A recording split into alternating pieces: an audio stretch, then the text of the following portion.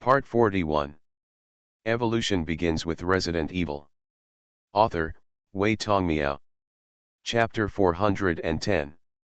The task assigned by Simmons to the X organization combat team is to obtain the original sample of the Rage virus from the organization's spies. Taiwan Novel Network Rightward Arrow Diamond Suit. When she first received the mission from Shelter, Emma thought the mission would be no more difficult than her mission in the Portland incident. Because this mission was related to whether Emma Greenwell could be promoted to the leader of the combat group, she only asked Jack Jones to cooperate with her actions. Even her former savior Luo Guan was not included in her consideration and planned to follow her example. What my father once did, two people went to complete the task. The spy has lost contact, and the last news is that he is hiding in his room in the Institute, waiting for rescue. So according to Emma's original plan, she planned to set off directly to Savannah City to rescue the trapped spy. But as Simmons asked her subordinates to send over the mission information, she discovered that in addition to the biochemical monsters, she had to deal with the Lighthouse State military, which was far more powerful than the FBC, not to mention that the destinations of both parties were the same. From this point of view, this mission was no simpler than Portland's, so she changed her plan after seeing the military change its course of action, and decided to use a trick to save people. She recruited more people from outside the combat group to assist her in completing her mission, such as a communications soldier named Matthias in the Ronaldo command post to help her with intelligence collection. Later, she came to the military headquarters of the blockade through certain channels and became a helicopter pilot. At that time, Delta's metal team was still fighting in Savannah City. The captain of Emma's helicopter flying group is from Organization X, so she can carry out flight missions at the right time. This correct time refers to when the Delta Force successfully completes its mission and returns with the survivors, research materials, virus samples, and other things in the Institute. She can take advantage of this pickup opportunity to contact her spies with secret codes and complete the mission. There are two advantages to doing this. One is that the spy does not need to lose his current identity, and the other is that he does not need to go into dangerous places and conflict with the military. Even if there was an accident and she was unable to contact the spy researcher on the helicopter, Jones, who was serving as the camp's biochemical doctor, would still have a way to contact him. The last resort was to seize the food directly from the tiger's mouth and attack the high-value items brought back by the Delta Force. Emma didn't want to meet and conflict with the Delta Force sent by the military because she considered that although she also had identity certificates such as CIA and FBI, there were too many accidents on the battlefield. She could not guarantee that the other party would not be ruthless. Even if Delta did not act ruthlessly immediately but reported it to him, Ronaldo might ruthlessly order the killing and silence. As a result, the first group of Delta forces that set off lost contact, and only one helicopter that took the second group of troops out finally flew back. She also knew things about those special infected people from the survivors' mouths. Although the information given by the signal force indicates that the Juliet team is making good progress, if the enemy can lift the car and smash it to destroy the helicopter, the enemy may also be able to overturn the armored vehicle or even the tank in one fell swoop. Once overturned, it will be difficult for these heavy weapons to be used no matter how powerful they are. All strength. Not to mention that the newly dispatched team was just flesh and blood, so she was still inevitably worried about whether the troops sent by the military could complete the mission. Emma had just driven the helicopter to take the rotating soldiers back to the main base, and was about to take a break when she received the intelligence from Madia and knew that such a fierce man had appeared. As for what Ronaldo suspected, Madia did not tell Emma because he was not sure, otherwise he would also be responsible for the accident. Unfortunately, Madia knows nothing about this fierce man, and the satellite images are not clear enough to extract the portrait, so Emma cannot ask Organization X to help confirm the identity of the unknown person. Now, new problems arise. What is the goal of this unknown person? Will it conflict with your own tasks? What's the next move? Emma couldn't come up with an accurate plan for a while, so she planned to discuss it with Jones. "Emma, it just so happens that I also have something to ask you." As soon as Jones saw Emma, the smile on his face couldn't stop. Emma handed Jones a cup of coffee and said, "You go ahead." "Thank you." Jones took a sip. The reason he and other colleagues said for leaving was to pick up girls for coffee. After taking a sip, he began to say, "There is a problem with the second batch of Juliet team. They are actually equipped with a specialized medical team and do not allow us to assist. Although this is not Jones' mission, since he has encountered it, he will not let it go as he has been an intelligence agent. Moreover, he is worried that the mission will fail, so he wants to find some important information to restore the image of the mission failure." "What's the problem? Will it affect our plans?" Emma is now focusing on her mission, thinking that what Jones mentioned is related to her plan. Jones replied, "They seem to be enhanced humans who have undergone some kind of transformation." This is a very general statement, because he can only make inferences from the sidelines and constantly collect intelligence. Enhanced people, Emma thought of the past, that is, the military's super soldier plan, and asked, "Is the military's plan restarted?" Jones shook his head and said he didn't know, and then continued, "I have met the members of Team Juliet and checked with the intelligence department, and their appearance matches. According to the investigation, this professional medical team is in a secret appeared after the mission. In other words, there is a high probability that Team Juliet received some kind of transformation during this confidential mission. I later overheard the conversation of the professional team and mentioned that Team Juliet had all been injected with a body function enhancing drug called PT-01." Jones continued, "However, this drug seems to have some side effects and requires regular injections of a suppressive drug. Agent, will it be a continuation or restart of our plan?" The Super Soldier Project gave Emma a new life. It can be said that if she had not participated in that plan, she would have died of the strange disease she got. Jones replied, "I don't think so, and I think those guys on the professional team seem to be people from Sanley and Company. If the military restarts the project, the people sent will definitely not be from the company. In this case, the probability that Juliet's team can complete the mission should be relatively high." Emma finally felt a little confident. "That's all my business, what about you?" Emma told Jones the information she heard from the communications soldier, and then said, "Originally, I was worried that it would have an impact on our mission, but if Team Juliet is an enhanced soldier, they should not lose to that unknown person. No matter how strong that person is, he will not have any advantage when facing multiple enemies with multiple guns. So our next plan remains unchanged." After listening to the other party's words, Jones knew why the other party came to him in the first place. "Continue to pay attention to changes and see what happens next," Emma thought, and said, "Even if Juliet loses, I don't think Ronaldo will let that person leave Savannah City. I'm sure people will be sent to intercept it, and then we can fish in troubled waters and get what we need." Unaware that he was being targeted by another group of people, Luo Guang found a map in the security room and went to the virus storage room.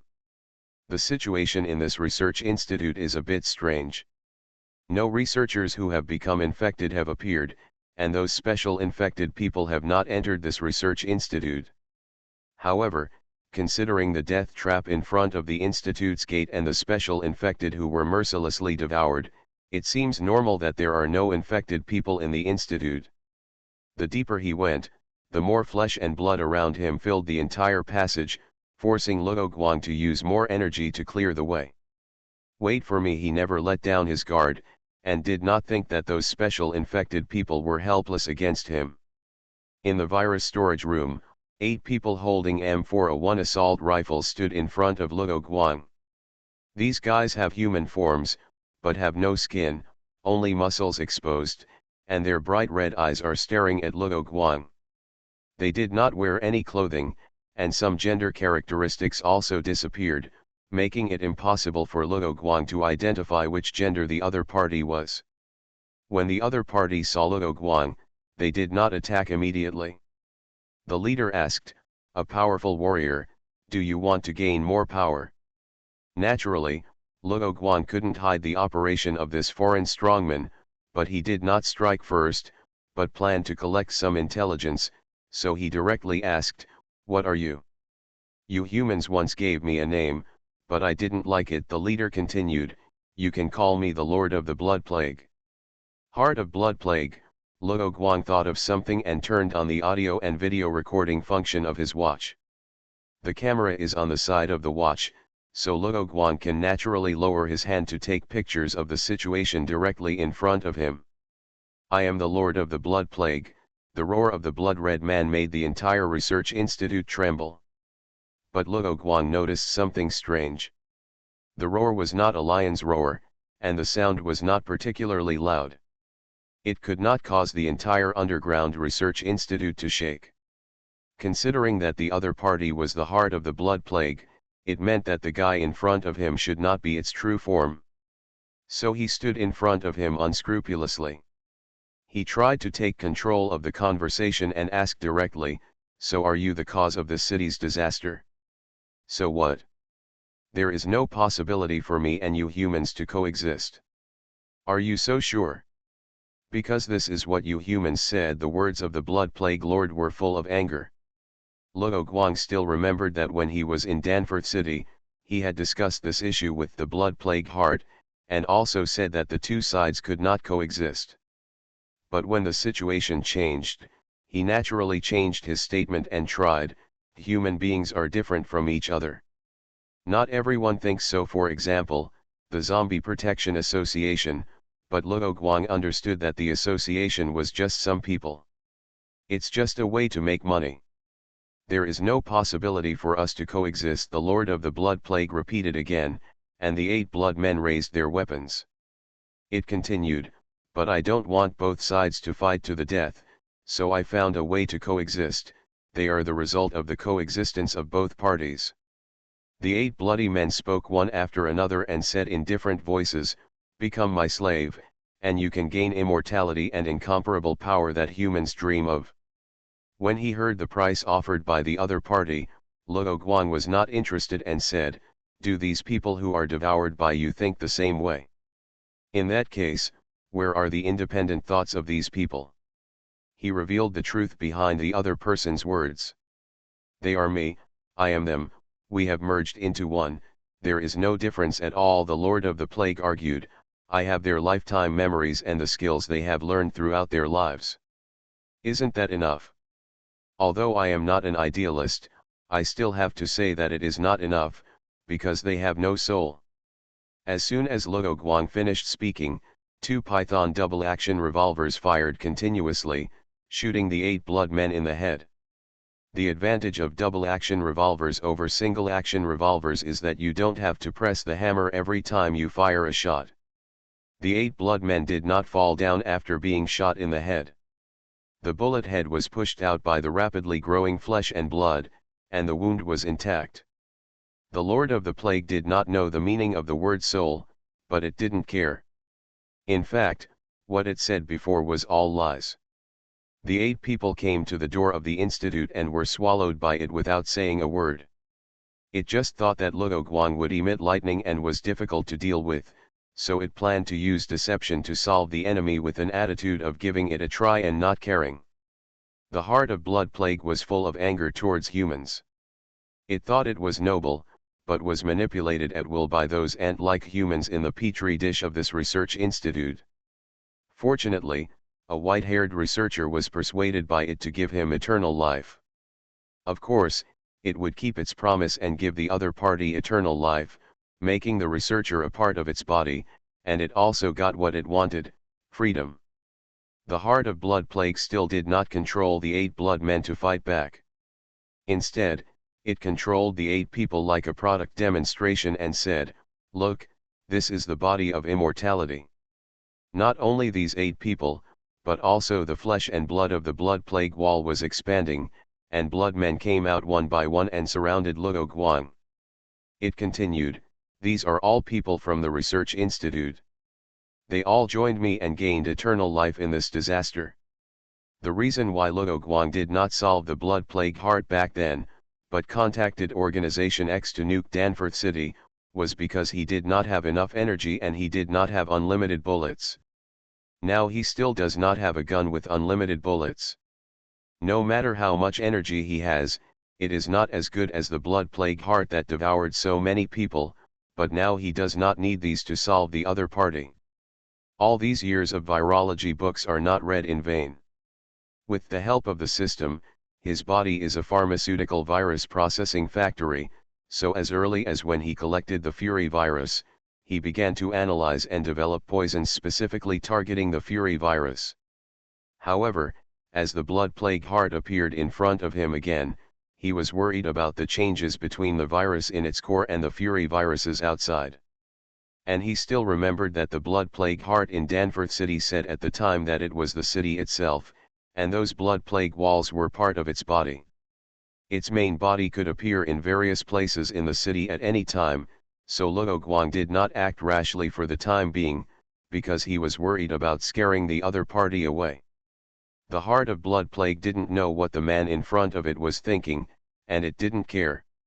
It had a hunch that devouring the powerful individual in front of it would make it stronger, so it was determined to get it. Meow, thank you for subscribing and voting meow. Evolution begins with Resident Evil. Author, Wei Tong Meow. Chapter 411. The blood mist instantly enveloped the entire virus storage room. Unlike the previous one in Danforth City, the blood plague wall here continued to spray blood mist, quickly squeezing out the air in the space. Most people would have difficulty breathing in this situation, but this did not affect Luo Guang. He breathed the same way as before. Because he had already considered these issues, he had an oxygen-producing virus in his body, and his cells were more capable of storing oxygen than ordinary people, so he could last a long time in an oxygen-free environment. The reason why he was still breathing was because Luo Guang directly absorbed the furious virus in the blood mist and turned it into the energy he needed to produce oxygen. However, energy can maintain a balance between income and expenditure, but he can't use his own blood or human body water to make oxygen. This spray of blood mist was also a deliberate attack by the heart of blood plague. The heart of blood plague, which has obtained the memories and technologies of people from all walks of life, knows the weaknesses of humans, one of which is that oxygen is needed to support the functioning of the human body, and lack of oxygen can cause humans to become comatose and die. The 8 bloody men with guns raised their weapons synchronously, and when the blood mist blocked their sight, they pulled the trigger at the position where Luo Guang had just been, emptying the magazine. A flash of lightning passed by, and the blood mist was swept away by him. The bullets were changed by his electromagnetic field and flew past him. Blood mist is also mist, and there is still water in it. After the water is decomposed by electricity, the air gives people a fresh feeling after the rain, but this freshness seems to be mixed with a little bloody smell of the murderer on the rainy night. The bloody men controlled by the heart of blood plague and the surrounding blood plague walls were also cleaned up by Luo Guang with lightning and turned into ashes. With this, Luo Guang confirmed the location of the virus storage cabinet, and also knew that the flesh and blood spread from the heart of blood plague extended through the hole in the wall. Only the remains of the cabinet were left in the storage cabinet. He ate energy food and quickly checked it, and found that there was no intact sample container in the wreckage, which had nothing to do with Luo Guang's previous lightning attack. By the way, he had turned off the video when he used lightning just now, and he didn't turn it on at this time. Luo Guang used lightning casually as if he was not afraid of destroying his target, not because he forgot to get the original rage virus. Although the virus in the virus storage room was gone, the rage virus was likely the product of the experiment of those researchers, the fusion of Harlan virus and the heart of blood plague, so he thought that using the virus in the heart of blood plague was a good choice. Ha ha ha, the virus samples of the entire institute have been absorbed by me a long time ago, you can't find anything. At the hole, the blood man appeared again, but the M401 assault rifles in their hands did not appear again, instead, they were replaced by a simple flesh and blood barrel. That was the acid gun developed by the Heart of Blood Plague based on human weapons. It can fire acid bullets similar to acid sprayers, and its acid can even melt steel. The power is very good, but it is meaningless if it can't hit. Luo Guang dodged and dodged the acid attack, and at the same time, a lightning bolt was hit back, killing all the blood people in the hole. It's useless. My energy is endless, the blood man appeared again, shouting about his own strength. This was also the psychological tactic of the Heart of Blood Plague, making the opponent feel that his previous attack was in vain. Thunder Fist, Luo Guang rushed to the location of the hole, and punched through the blood man's chest with a fist of lightning. In addition to the appearance of the blood man, the basic structure is very similar to that of humans, but there is no weakness, because these things are just puppets made by the Heart of Blood Plague. So Luo Guang didn't need to hit these guys in the head, and chose to attack the enemy's body in order to maximize the destruction of the enemy's flesh and blood, or to consume the enemy's energy. If he continued to consume, it would take a long time to completely consume the energy of the Heart of Blood Plague. He rushed into the hole, intending to follow the tunnel and find the body of the Heart of Blood Plague. It's useless. You can't defeat me. Luo Guang ignored the other party's mocking words. He had many ways to deal with the enemy, and judging from the current combat power of the Heart of Blood Plague, he was invincible. The Heart of Plague thought about the purpose of Luo Guang's action and used all his strength to stop Luo Guang. At the same time, it continued to say through the mouth of the blood man, "It's useless. Even if you find my body, I can move away at any time." The other party said so, but the enemy's unremitting obstruction made Luo Guang feel that there was something wrong. Since the Heart of Plague can move around in the city, why do those special infected people still need to guard the Mercy Hospital? Why doesn't it just escape by shelling after it has already caused the blood man? Luo Guang was silent, ignored the other party, cleared the road, and came to the location of the Heart of Plague. That was the freight warehouse of the Savannah City Research Institute. The people who were bewitched by the Heart of Plague at that time planned to send it out of the institute through the freight channel. However, the security captain of the institute soon discovered that there was a problem with the monitoring of the first research room where the Heart of Plague was located, and started the blockade procedure. After the incident, the Heart of Plague did not intend to return to the cage, and began to resist, infecting the entire institute, and cut off the power before the countdown to self-destruction ended. Once a situation occurs, the institute system will upload the situation and management rights to the upper-level system, so the self-destruction program here is not under the control of the director. The blood epidemic heart is lucky enough to absorb the personnel found a way to stop the self-destruct program. The people currently being devoured by the Heart of Blood Plague include spies from organization, dare not take the lead. Now the tunnel has been dug for about 3 kilometers, which is exactly where the Blood Plague wall appears above the city. The reason why it digs so slowly is not because of the limitations of Blood Plague Heart's ability, but because it is worried about a landslide and exposing its whereabouts, so it also adopts a delaying strategy after absorbing Juliet's team. Obtaining the knowledge and memory of the devoured person does not mean that the Blood Plague Heart's IQ has skyrocketed. Therefore, even if there are other ways to escape, it has not thought of it. Instead, it has settled on the current slow-moving plan. It looks so big. Luo Guang sighed with emotion. The blood epidemic heart in front of him was more than 10 times larger than what he saw in Danforth City. It was beating like a heart. The body that exuded a faint red light was protected by a reddish-brown shell. He looked at the indifferent heart of the blood plague, which had no intention of escaping, and used a scanning technique to collect data on the core body. If the other party successfully escaped, he could use it when tracking him. Then he mocked, "Didn't you say you could escape? Why didn't you move? Who are you talking about as the Lord of the Blood Plague?" It was a simple way to provoke the generals, but Heart of the Blood Plague still took the bait.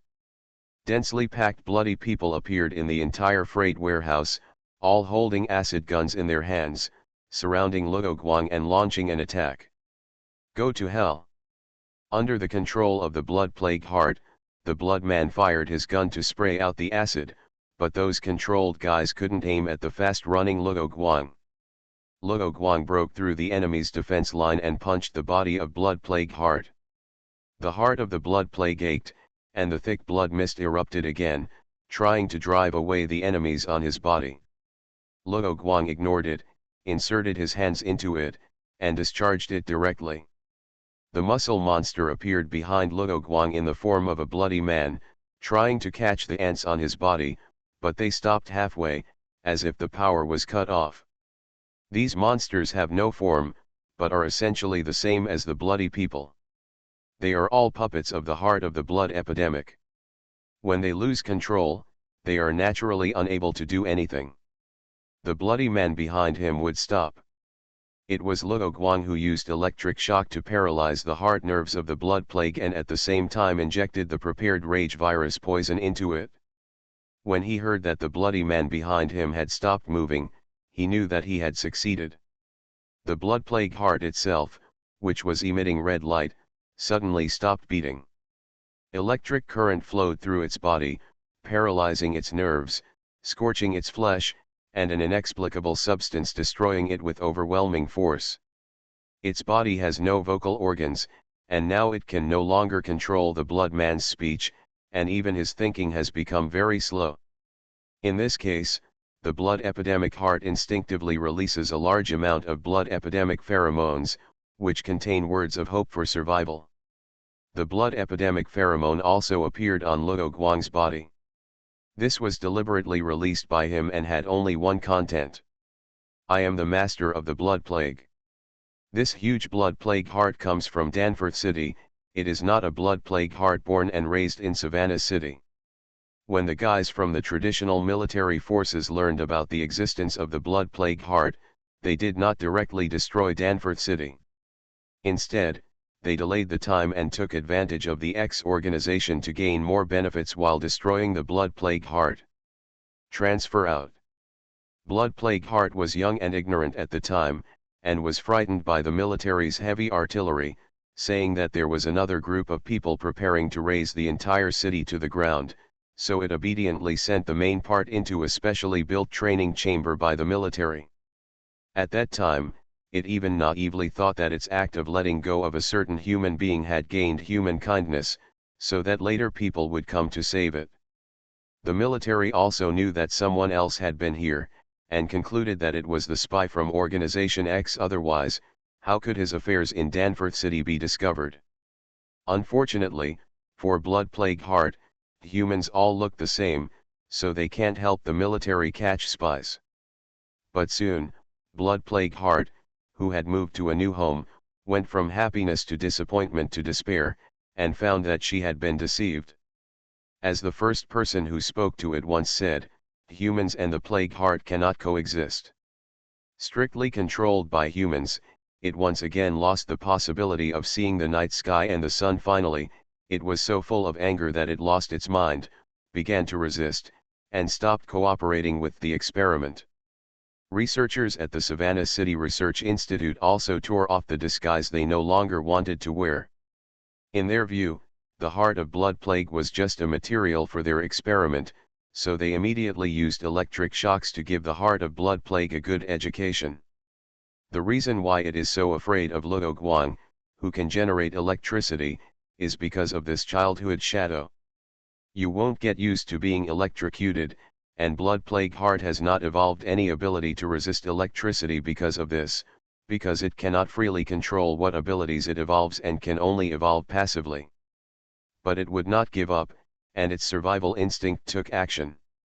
Luo Guang noticed that the heart of the blood plague that was about to stop beating seemed to have changed, but in his opinion, it was all in vain.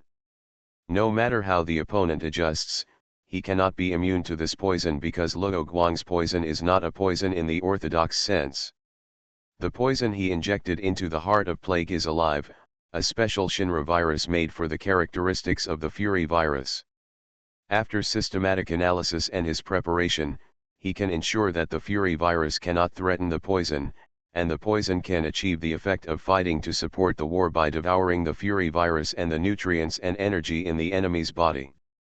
Luo Guang would not be stupid enough to make the kind of virus that he needs to keep making and injecting.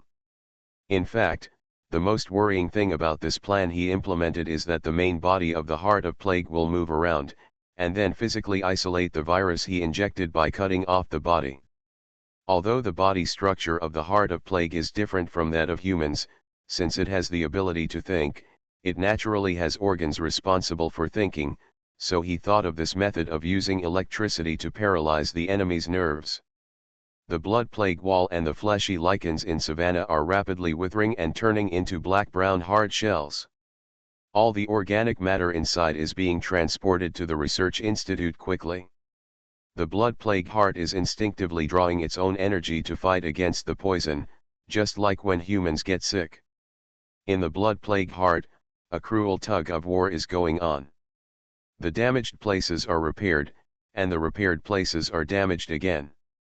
Like the Verdun meat grinder, the two sides are in a fierce tug of war. The opponent did not think of a way to solve the poison in the body, but planned to use up the poison in the body through the powerful energy and nutrition absorbed before. This is the answer that the blood plague heart instinctively gave him. As time passed, the poison created by Luo Guang became stronger and stronger. After exceeding a certain critical point, the blood plague heart could no longer hold on and began to collapse. Luo Guang did not rush to stop the electric shock. He waited for 5 minutes before stopping. At the same time, he gave the virus in the blood plague heart a command to self-destruct after 5 minutes. 10 minutes later, the original blood plague heart still did not beat, the red light on its body completely disappeared, and it completely lost its breath of life. "I am the Lord of the Blood Plague." A voice came from behind Luo Guang, and a blood man still maintained his original appearance, but his body was only 1/3 of the original size. "There are still fish that slip through the net." The blood man was still repeating the same words, and the blood color on his body was getting darker and darker. In a flash of lightning, the blood man was blasted into slag by Luo Guang. He was not interested in listening to what the other party said before his death. Meow, thank you for subscribing and voting meow. You are listening to Novels at Bless Up channel. Wish you happiness and luck. Please subscribe to receive new novels. How do you feel about this novel? Please like and leave a comment. Evolution begins with Resident Evil. Author, Wei Tongmiao. Chapter 412. The original Fury virus has been detected, and is being analyzed and matched to the database. The Fury virus is a fusion product of the Harlan virus and the Plague virus, but it cannot be simply regarded as an upgraded version of the two, so the necessary procedures must be followed. However, the speed and process will be much faster than before. Matching completed, and the matching degree with the Fury virus, mutation, data is 89.85%. There is still a certain difference between the Fury virus in the heart of the plague and the one in the air outside. Luo Guang felt a little nervous and expectant about the Krypton Gold card draw. Analysis progress 100%, start to fuse conventional skills according to the needs of the adapter. Taiwan Novel Network rightward arrow dot. Since Luo Guang created the Shinra virus, the fusion virus has changed since this step. The biochemical viruses he has seen so far are basically the same. Strengthening the human body is a routine thing, so he directly integrated these conventional skills into his own system and focused on new abilities. General skills have been integrated. Most of the skills, such as the previously integrated blood plague virus and Harlan virus skills, have been slightly improved, but there is nothing worth explaining in detail. It is worth mentioning that the hardened armor and Luo Guang's skin now have an additional corrosion resistance ability. Seeing this, Luo Guang prepared to upgrade Jill's combat uniform that he had given her before. Special skills have been selected according to the needs of the adapter. The system worked non-stop, and a lot of text soon appeared in Luo Guang's vision. Blood Plague Clone. The adapter can customize a Blood Plague clone by consuming energy and materials. It is speculated that the manufacturing method is similar to that of the Blood Plague heart. This clone can exist for a long time and maintain its own energy needs by eating and other methods. It does not require the adapter to replenish energy specifically. There is no upper limit on the number of clones that can be created, but they do not have independent thinking ability or hosting ability, and the adapter needs to use mental power to control them. Note, according to the mental power value of the adapter, the upper limit of daily routine control is 2 to 3 clones, and the upper limit of extreme control is 1 clone. The limit control here means to use the Blood Plague clone to fight, which means that Luo Guang can fight Wesker alone in the future. As for improving mental power, according to the system and Jasmine, in addition to absorbing and fusing those viruses related to mental power, the only way is to practice makes perfect, and you can practice it more often. In addition to the skills of this Blood Plague clone, the Fury virus has no other special and useful skills for Luo Guang to choose. Fusion completed, inspection completed, please confirm the situation. Luo Guang casually glanced at his attribute table, and the value did not change. Now the general virus has too little improvement on his body, and this is not a stacking game. The same strengthening method will get worse and worse. He did not stop his hand action when fusing. He took the mobile phone that was well protected before and took pictures of all places in the institute. These can be exchanged for money from the X organization. Now that he has the ability of clones, in addition to fighting, it is also good for his daily actions. He often switches between the two identities of Luo Guang and Wu Song, flying around the world, and these will be recorded.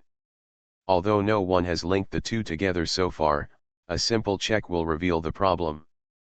Besides, the two have never appeared in the same frame, which will sooner or later arouse other people's suspicion. But he still needs to study the specific performance of this Blood Plague clone before putting it into use.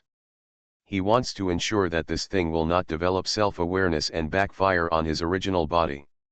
He was not in a hurry to test his ability in this ghost place.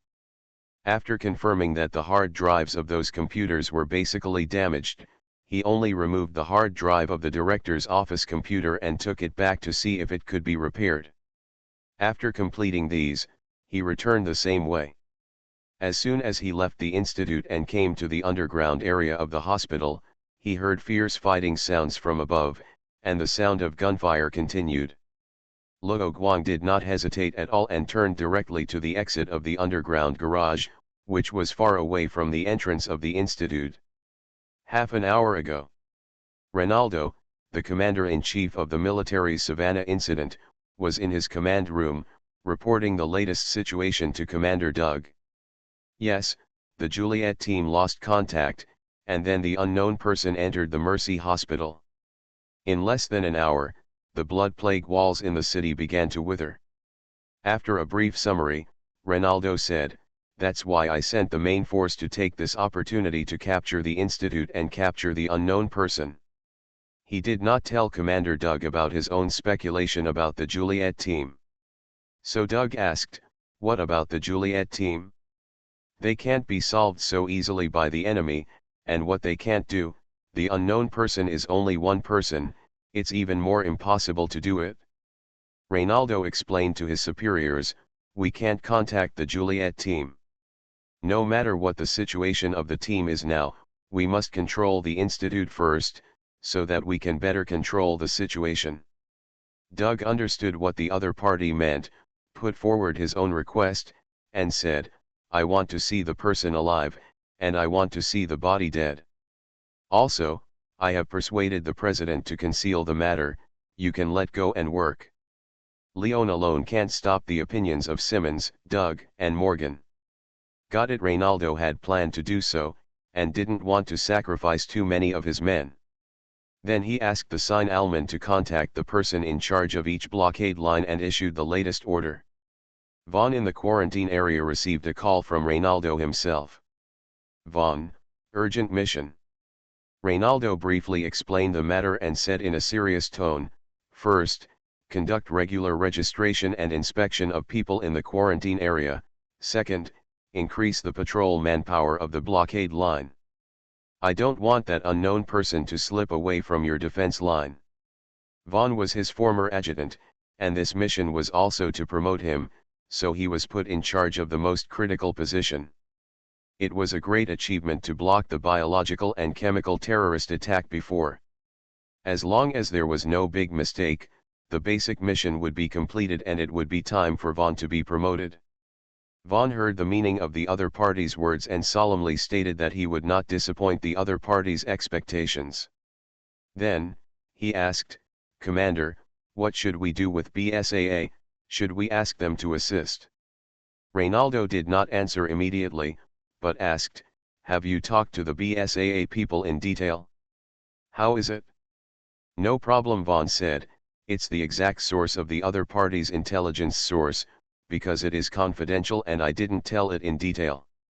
That's not a big problem. Although the other party kept the secret, Reynaldo didn't think that BSAA had anything to do with the unknown person from the details. This unknown person was found inside the blockade, and he might not be someone from outside. Even if that person was the guy who disappeared in the broken pickup truck, the other party was easily discovered because BSAA discovered the biochemical terrorists and intercepted them. Most importantly, he didn't want Vaughn's defense line to have problems. Reynaldo continued, "So whether to ask BSAA for assistance, you make your own decision. Vaughn is no longer his adjutant, and he can't let himself decide everything." In the face of the old commander's trust, Vaughn answered seriously, "I guarantee to complete the mission." On the other side, the leader of the X organization, Sheffield, also received a call from Jones. Emma is currently on a mission, so she can only ask Jones to help tell Sheffield about the situation. After listening to Jones's report, Sheffield checked the database of the X organization's internal network, and then said, "Two things. First, find out the identity of the unknown person. I need you to get the image of that person. Second, notify Emma to find a way to find out what happened to the Juliet team and the organization's agents in that research institute." At first, when Emma wanted to follow his example and take two former comrades to go deep into the Dial Demon Cave to rescue people, he actually disagreed, but out of the intention of the X organization to investigate, he did not remind the other party. However, his daughter soon changed the plan, which made him feel relieved. As for Emma's previous battle plan to borrow power to rescue people, he did not think there was a problem. Everyone has their own way of dealing with things, and different things have different specific responses, so he will not force Emma and the others to use their own methods. He thinks that only by taking a few people to rush into Savannah to rescue the mission target can he be qualified to sit in his position. There are not many enemies in the world that need to dispatch the combat group. The peripheral organizations of the X organization can deal with most of the enemies. The most tasks they have performed over the years are security tasks, which makes Sheffield feel that they are a bit overqualified and do not show the value of the combat group. In fact, over the years, Captain Sheffield has always had the idea of reforming the combat group, changing the original Special Forces-like combat group into an agent organization, with a small number of elites performing tasks. But for the X organization, this is a duplication of the responsibilities of the intelligence department, so the idea of reform was suppressed. So when Simmons promoted Luo Guang, he needed to change a department that could give full play to Luo Guang's abilities. Therefore, Sheffield hopes that someone with a different style will take over his position, and Emma is the most suitable candidate. Now that an unexpected situation has occurred, it is natural to change the mission target. X organization did not get any intelligence about the secret mission of Juliet team, and what Jones heard made Sheffield feel that there was something fishy going on. Under normal circumstances, this kind of thing should be handed over to the intelligence department to solve, but he gave the task to Emma and the others. This was his last attempt before retirement. Outside the Mercy Hospital, armored infantry vehicles and helicopters were deployed. As for the tanks, they were not suitable for street fighting, so they did not come in for the time being. Together with the infantrymen sitting in the personnel carriers, they were on guard outside the city, waiting for orders from their superiors to join the battle. However, the armored vehicles had cleared a passage along the way, so the speed of the reserve team entering the field would not be slow. When the military marched into Savannah City and approached the Mercy Hospital, the special infected only launched a wave of tentative attacks along the way. Although the heart of the blood plague had been solved by Luo Guang, these special infected did not need to stay near the Mercy Hospital, but because the incident happened suddenly, the blood plague wall protecting them suddenly became brittle slices, so they did not leave the Mercy Hospital for a while. When the enemy came, the special infected organized themselves and elected a muscle monster as their leader. But most of the special infected could not penetrate the armor of the armored vehicle, so only the acid sprayers caused trouble and casualties to the military during the trial.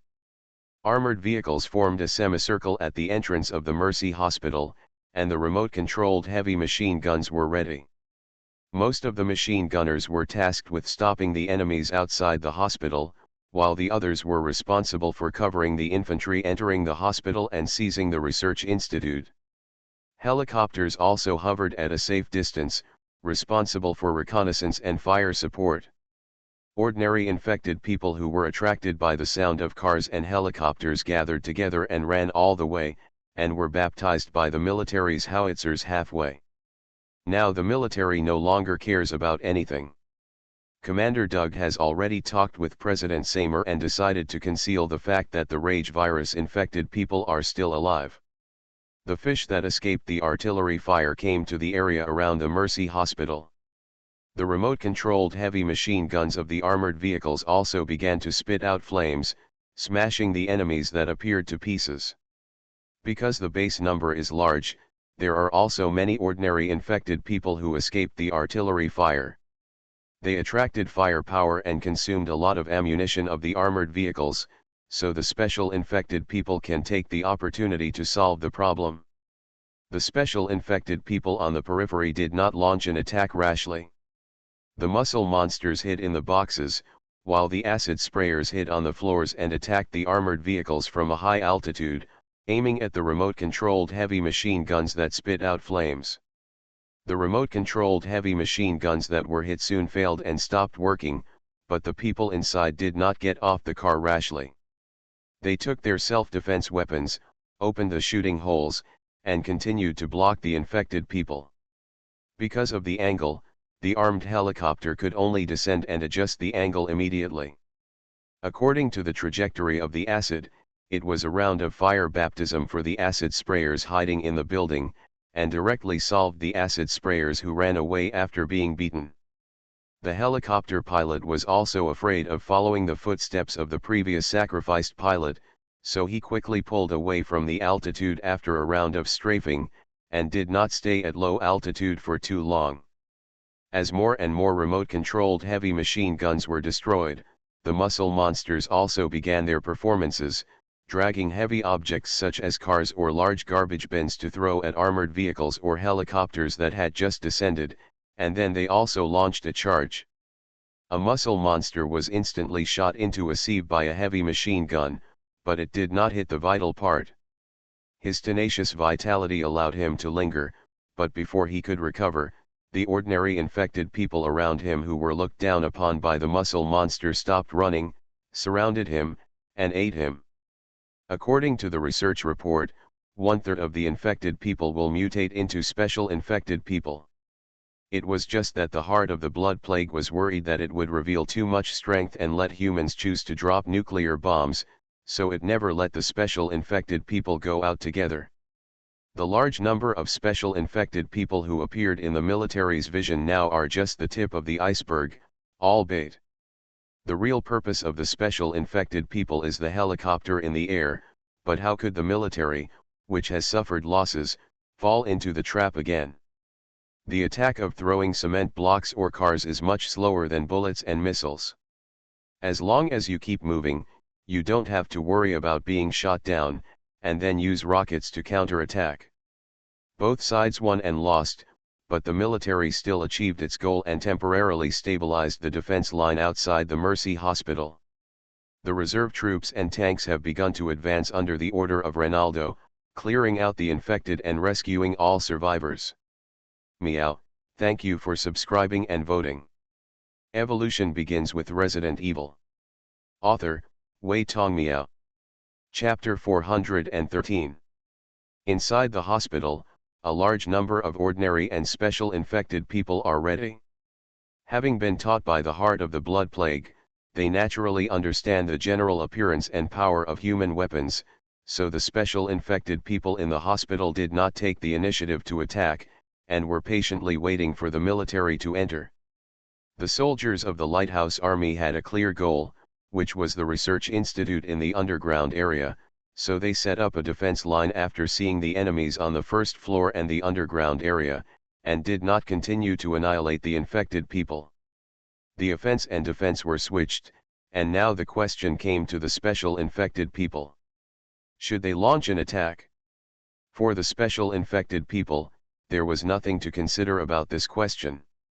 With the roar of the muscle monster, a large number of ordinary infected people cooperated with the special infected people to launch an attack on the lighthouse soldiers who had already used local materials to build a defense line.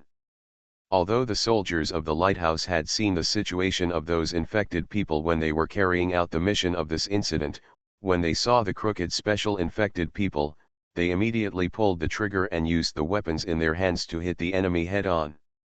The heavy machine gunner who was operating the M2 Browning machine gun was experienced. He aimed at the muscle monster's relatively thin lower body and quickly broke its legs. The bullets could penetrate the muscle monster's legs, so the infected standing behind it were not safe. The muscle monster took the lead and used his body to resist the .50 BMG bullet, and finally fell on the way to charge. The green smoke exposed his tracks before the smoker came out of the wall. Without the machine gunner, the soldier holding the M401 assault rifle was quick and quickly dealt with the smoker to prevent his companions from being dragged out of the defense line by the opponent.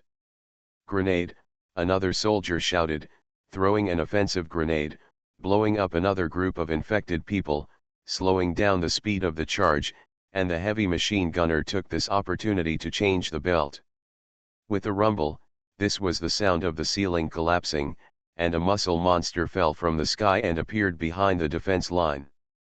The infantry holding the M249 machine gun immediately turned the gun head, roaring, and holding the trigger tightly. It's just that the damage to the muscle monster is much weaker than the .50 BMG bullet of the heavy machine gun and the 5.56 NATO standard rifle bullet of the M249 machine gun. The muscle monster protected his head and rushed to the team on the defense line. Although the heavy machine gunner had replaced the new belt, he had no time to turn the gun head for him. He only had an M1911 pistol as a self-defense weapon, which could not deal with the muscle monster at all. So the only thing he could do was to trust his teammates and continue to shoot to clear the enemies in front of him to prevent being attacked from the front and back. The muscle monster resisted the machine gun bullets, came to the defense line, raised his other arm, and smashed at the soldiers. The infantry dodged left and right, but the space in the corridor was really small. The infantry with machine guns was the first to be smashed against the wall by the muscle monster because of the weight of the weapon in his hand. The bones on his body were basically broken, and the whole person fell to the ground like a puddle of mud. The other two soldiers with assault rifles got under the raised arms and shot at the muscle monster's strong back muscles. Pot, pot, pot, the heavy machine gunner emptied the ammunition belt again. He had completed his mission as a heavy machine gunner and did not run away. He chose to pull out his pistol to attack the muscle monster. The muscle monster waved his arms and smashed the heavy machine gunner into a pulp, and then turned back to chase the last two enemies, but he was already at the end of his strength. He fell to the ground as soon as he turned around, allowing most of the infected behind him to step on him and continue to charge. "Get out of the way," a shouting voice came from the other end of the corridor. "The support troops of the Lighthouse country have arrived." They found a cart, put the heavy machine gunner and a heavy machine gun on it, and pushed it over to support, and soon stabilized the situation here. But this is only temporary. As long as the acid sprayer finds the right opportunity to spray acid, or the muscle monster breaks through the wall again, the defense line may be breached at any time. The fight above is in full swing, and an elite team entrusted by Ronaldo is exploring the Institute at this time. Its mission is to search the Institute and find valuable things and survivors. They were not special forces like the Delta Force, but elites selected from various armies, and Ronaldo's confidants. They endured the darkness all the way, advancing very cautiously, fearing that the enemy would suddenly appear, and they dared not relax at all. However, silence is the label of the Institute now. They did not encounter any enemies, nor did they find any valuable things or survivors. They left the Institute, and the signal was smooth, so they immediately reported the intelligence. The clouds moved in all directions. After leaving the Mercy Hospital, Luo Guang slightly changed his hair color, and then he ran all the way to the outside of the city. Unfortunately, he did not have the opportunity to meet other people in this mission, and he only met the 4 survivors by chance. Neither side exchanged names, resulting in him changing an interesting name, but it was not used in the end. He also specially thought of many famous lines to set up his character. The satellite operator who was originally staring at the Mercy Hospital did not find the person who sneaked away because he was closely watching the fierce military operations. Luo Guang had a smooth journey. After putting the revolver back to its original place, he came to the blockade line. When a patrol passed by, he immediately jumped over the barbed wire of the blockade line and left the blockade area. Ronaldo, who didn't know that the unknown person had left, received a report from his elite men. "Didn't you get anything?" This is not good news, so Ronaldo confirmed again whether he heard it correctly. The captain of the operation responsible for reporting replied, "Yes.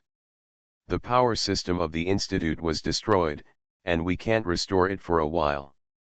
The computer equipment was also destroyed, and the virus storage room was also a mess, but..." Ronaldo asked, "But what?"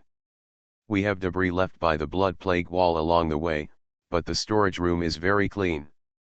The monster has obviously broken through the wall, why not occupy it there too?" The reason why the captain hesitated for a while before saying this was because he was worried that the superiors would misunderstand that they were looking for trouble and engaging in divergent thinking because they couldn't find anything valuable. In the report just now, the other party did not say that they saw any bodies, and Ronaldo thought that the unknown person was dead like Juliet's team. However, thinking of other possibilities, he asked in detail, "Is there anything left by Delta in the virus storage room?" The action leader naturally checked the unusual room carefully and replied, "There is nothing useful, and the virus container is empty." Luo Guang had fired a few shots there, but he would not leave these traces when Lei Dian cleared the area. He also melted the shells. Even if the action team saw the melted copper pieces, they would not think it was originally a shell. Hearing this, Ronaldo removed the Juliet team from the suspect list. If the room that was cleaned up was done by the Juliet team, there must be something left, not even a bullet shell left. But if this was done by the unknown person, he could not understand how the other party did it no matter how hard he tried. Burying the doubts in his heart first, he asked the Sine Alman to tell the professional medical team of the Juliet team the search results, and then continued to ask the action leader, "Have you found anything else? The hole in the virus storage room can allow people to pass through, so we will start from there and find the location of the virus outbreak center." Because of the importance of the heart of the plague, the superior system only received the fact that the virus leaked, and did not know the specific situation. Ronaldo nodded. The other party's idea was good, and said, "Continue." "We came all the way to the freight warehouse and found a lot of blood plague wall debris here, but it was different from what we saw before. The debris here seemed to have been broken by someone, and it was impossible to see the previous appearance." From the other party's words, Reynaldo could not guess any hypothesis, so he asked directly, "Have you taken all the photos?" "The action team has only left the institute now, but has not returned yet." The reason for reporting some of the situation in advance is to prevent the retreat from failing, and he did not get any information. At the same time, the whereabouts of Juliet's team and the unknown person are more important, so Reynaldo asked these questions at the first time. After waiting for the affirmative reply from the action team leader, he asked them to act according to the plan, retreat, and meet up with the reserve team, and then return to the camp along the way. Quickly retreat. Seeing the members of the action team, the officer in charge of the front line command immediately issued an order. After completing the main goal, the remaining goal of defending the Mercy Hospital can be temporarily abandoned. No matter how powerful the military's weapons are, judging from their current number, they are not enough to fill the gaps in the teeth of the infected in the entire city. After receiving the order from their superiors, the infantry threw heavy things like heavy machine guns on the spot and turned around and ran.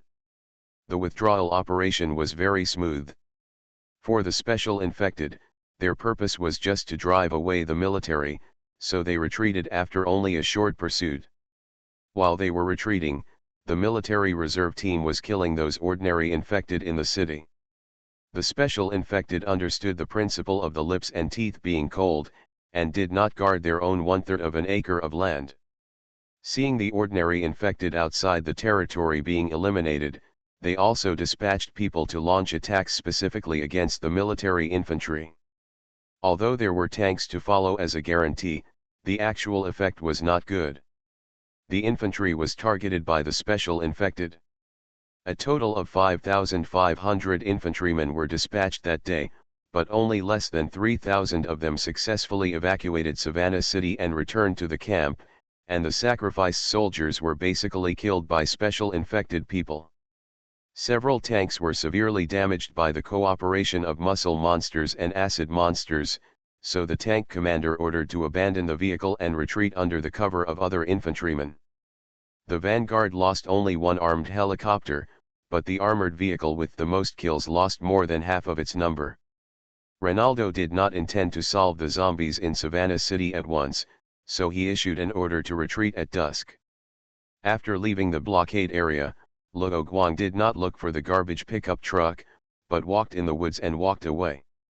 Suddenly, Chris called, and it was to Luo Guang's own mobile phone, not the phone prepared for Char's identity before. "Chris, what's wrong?" "Luo Guang, I have something to ask you." Chris received a notice from the Lighthouse Nation military and the Z government, asking him and all the insiders of the BSAA to keep the secret. The secret is that the people infected with the Fury virus are not killed by the virus. If there is a serum antidote, the infected people may be saved and turned back into normal humans. Chris did not participate in the Battle of Savannah, and Vaughn did not tell him about the military operations, but he still learned about the Battle of Savannah from the gossip of those big-headed soldiers. Combined with the notice he received, he understood that the higher UPS had decided to abandon the victims in Savannah and the surrounding infected areas. In the Z government, after being unable to stop the president from signing the order, Leon personally called Chris to explain the matter. He knew that Chris was stubborn and worried that he would do something bad on impulse, so he suggested that Chris look for other research institutes to see if he could find an antidote for the rage virus. Now he can still use the vaccine and antidote intelligence as an excuse to carry out the annihilation mission of the infected. If the combat mission continues to deepen, even if the vaccine and antidote are taken out, the military will not give up halfway, because in this way they will not be able to give the masses a satisfactory answer. After asking the research institutes of other organizations and not getting a satisfactory answer, Chris called Luo Guang with the last glimmer of hope and said, "Is there an antidote for the virus in the Savannah incident?" Because there was a precedent of the Harlan virus vaccine and antidote, he would find Luo Guang in the end. Luo Guang thought the other party was asking about the familiar intelligence agent, but he didn't expect to ask this. He paused and said, "I don't have an antidote now." Did something happen in the Savannah incident? Chris hesitated again and again, and said something that was banned by the Lighthouse Country, saying, "Now, the military is preparing to clean up the infected area and let us conceal the fact of the virus." Luo Guang understood what he meant when he heard the other party's tone and asked, "Do you want to stop the military's actions?" "That's right. I advise you not to do stupid things. You are not afraid of death, but you should also consider your people. Under normal circumstances, you shouldn't confront a stubborn person head-on, but Luo Guang is not without any solution, so he said such words in a tough way."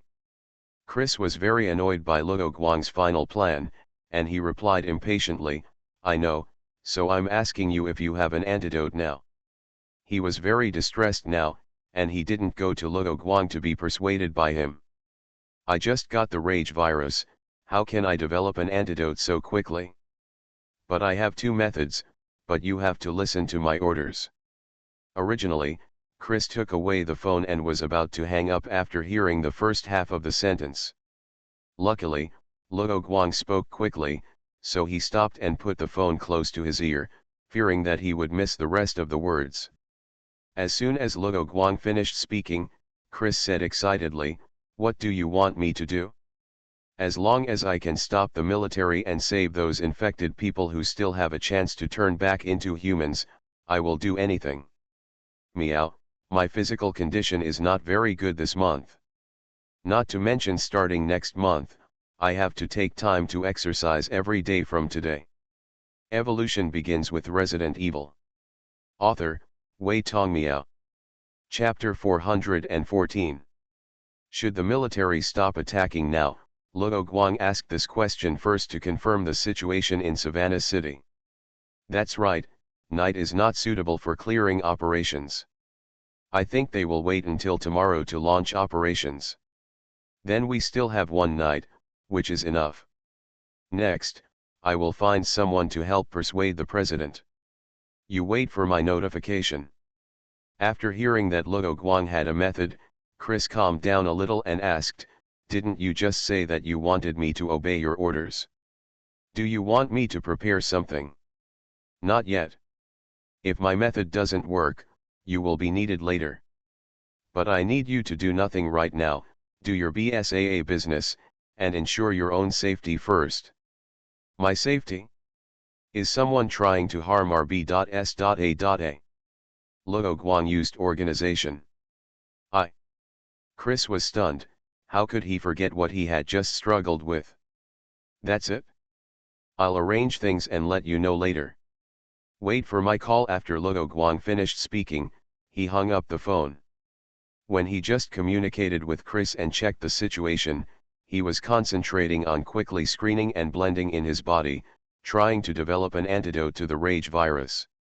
He quickly developed a formula, and then worked backwards on how to make the required substances.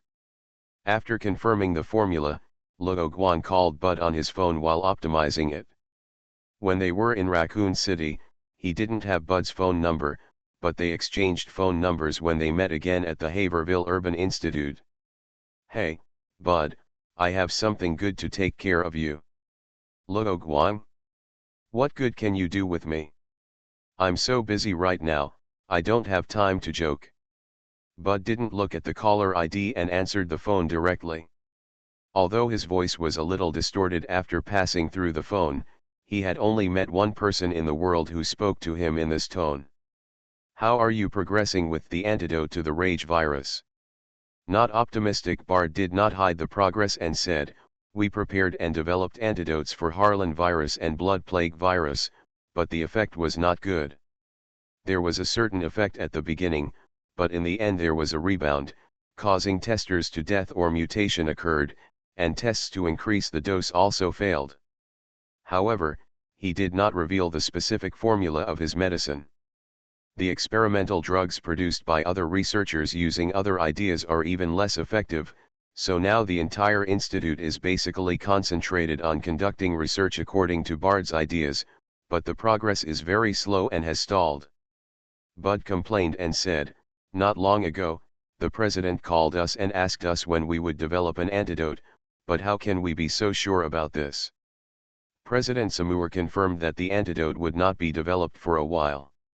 In addition, the military failed to go to the Savannah Research Institute to obtain the antidote research and development data. Therefore, in order to solve the Savannah City incident as quickly as possible, he was asked by Commander Doug. They convinced. If anything goes wrong in the end, he can also blame Commander Doug of the military. I have a preliminary antidote plan here, with a success rate of 86.72%. What? How did you do it? Bard, who was originally sleepy, suddenly became energetic. The rage virus will not kill the host, and the antidote will naturally appear as quickly as possible, so he is under a lot of pressure and rarely sleeps for more than 4 hours these days. How well the infected people in Savannah City can survive depends entirely on how early the antidote is developed. The main ingredients of the antidote to the rage virus require the components of 3 virus antidotes. In addition to the 2 you mentioned, it also requires the assistance of the T-virus antidote. Immediately after Luo Guang gave instructions, he carefully explained the ingredient list including the auxiliary drugs, and told the other party all the synthesis steps. Bud wrote it down and immediately heard that some of the ingredients were the same as the T-virus antidote he developed, and said, "They are the ingredients of the T-virus antidote I developed." The world's T-virus vaccines and antidotes are the largest among all biochemical viruses. Luo Guang chose Bard's one on purpose, so that the claim that Bard had developed the antidote would be more convincing. Looking at what he had written down, Bader suddenly became enlightened, and ideas emerged. He quickly thought of many research plans. Unfortunately, Luo Guang had already given him the standard answer. This made him a little disappointed and said, "You have told me the answer, can't you be considerate of the researcher's research intention?" Luo Guang didn't have time to say anything else, so he immediately brought the topic back. "Sorry, time doesn't allow. The president issued an order to clean up the infected people in Savannah City, so you are pressed for time, and I need you as soon as possible find the antidote, test it, and report it to the president and Leon on your behalf." "In my name? Did you give me this antidote formula?" Bud was stunned. He understood that the other party asked him to get the result report quickly to save the infected people in Savannah City, but in terms of scientific research, issues such as inventors and authorship rights are very particular. Luo Guang spoke bluntly and said, "Yes, the inventor will write your name. It's useless for me to have these false names. Work quickly and don't delay. Otherwise, the military will continue the cleanup operation early tomorrow morning." It's not that he didn't want to make a name for himself, but that he gave the antidote formula to Bud instead of Organization X, which was inconsistent with his status as an intelligence agent of Organization X. Although he is not afraid of subsequent troubles, one more thing is worse than one less thing. This time the antidote matter should not be in the limelight. The reason why Luo Guang did not hand over the antidote formula he had just created to Organization. According to intelligence, he was one of the people who persuaded the president to give up the infected people in Savannah City at that time, so Simmons would definitely not come up with the antidote immediately, otherwise it would appear that he had made a wrong judgment. As for the reputation gained after saving citizens, it will not benefit Organization X after all. President Samur is not the president elected by Organization X. I see. After Bud finished speaking, he confirmed with Luo Guang the formula of the antidote and the dosage of each ingredient. After hanging up the phone, he immediately called his assistant. Although he didn't know why Luo Guang gave up such a great honor, and he didn't know how the other party managed to develop the antidote in such a short period of time, but since the other party came to him and entrusted this matter to him, then you must do your best to be worthy of Luo Guang's sacrifice. Luo Guang, who didn't know that he was sacrificed, called Leon and told him his plan after hanging up the phone. I understand. As soon as there is news from Bud, I will wake up the president. Leon looked around and whispered, I will try to avoid other people.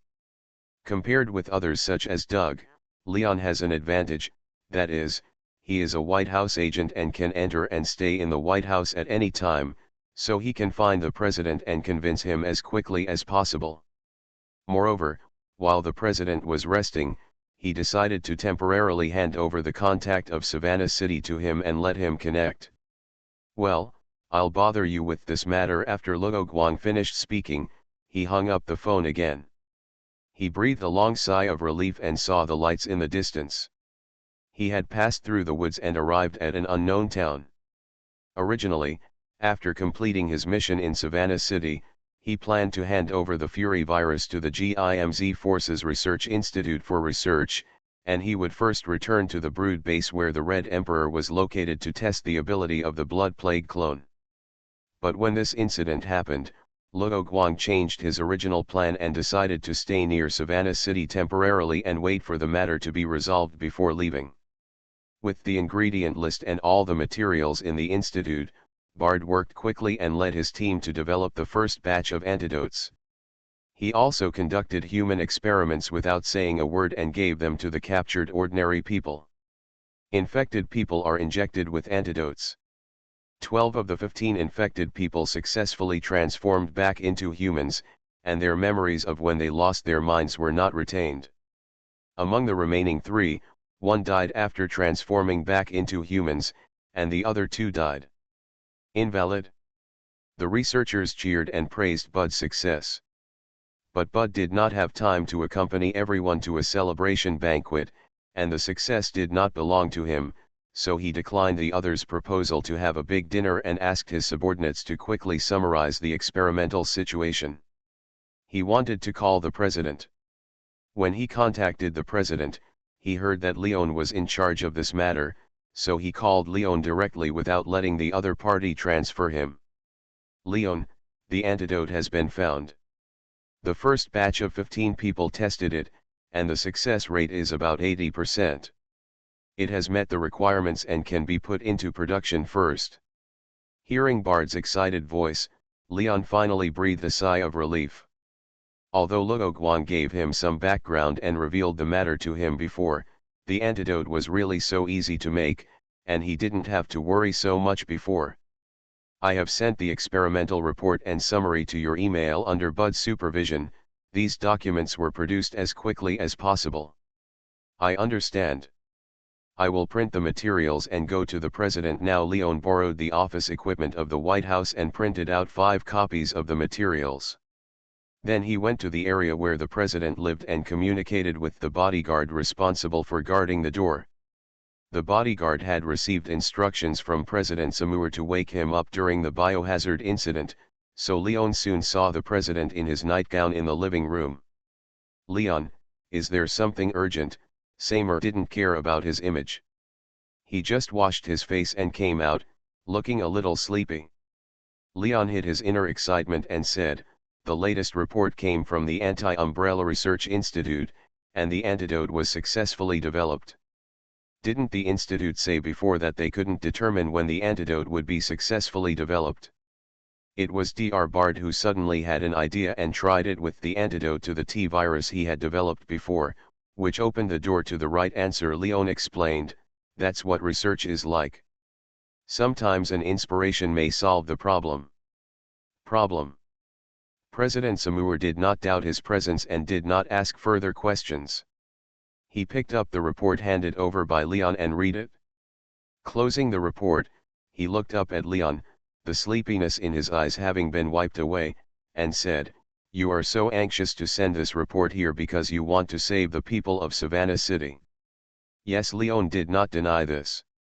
He was the only opponent in the 4-person meeting in the president's office. But not long after I issued the order, this suddenly changed. What will the people below think of me?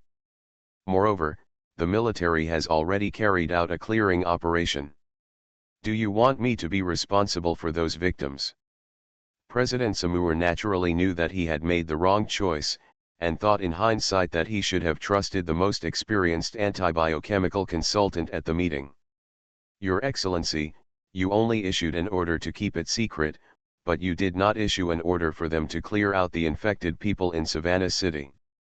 Following Luo Guang's suggestion, Leon stood in Samer's position, thinking about the other party's interests, and continued, and compared with eliminating all infected people in the infected area in exchange for the end of the biohazard incident, saving the entire infected area people who can bring greater benefits to you, President. Oh. For example, President Samur could naturally think of the benefits, but he wanted to hear what Leon had to say. People's hearts and minds. Ha ha ha, Leon, you have been working here for a long time. You should also understand that whether you can be elected president does not depend on this, but on Benjamin Franklin. President Samur was referring to the US dollar. Leon heard from the other party's words that he seemed to want to be re-elected, but he would not point this out, saying, the achievement of saving the infected people in Savannah City is a very rare political asset. The world's biological crisis is only there will be more, and people will pay more and more attention to these, and then. Okay, I understand what you mean. President Samur actually also understood the reason for Lion's persuasion. People's hearts are equal to votes. It is something that a political novice like Leon can think of. How could he not think of it? What follows is just a test for Leon. How the world will develop in the future is not what he cares about most. President Samur only cares about things during his term and possible re-election in the next election. As mentioned before, President Samur paid less attention to the biohazard incident than President Graham, and wanted to hand over these matters to the heavily funded FBC, while he focused on economic hegemony.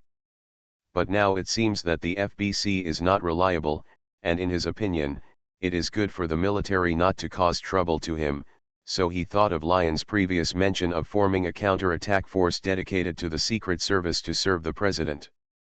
Biochemical troops.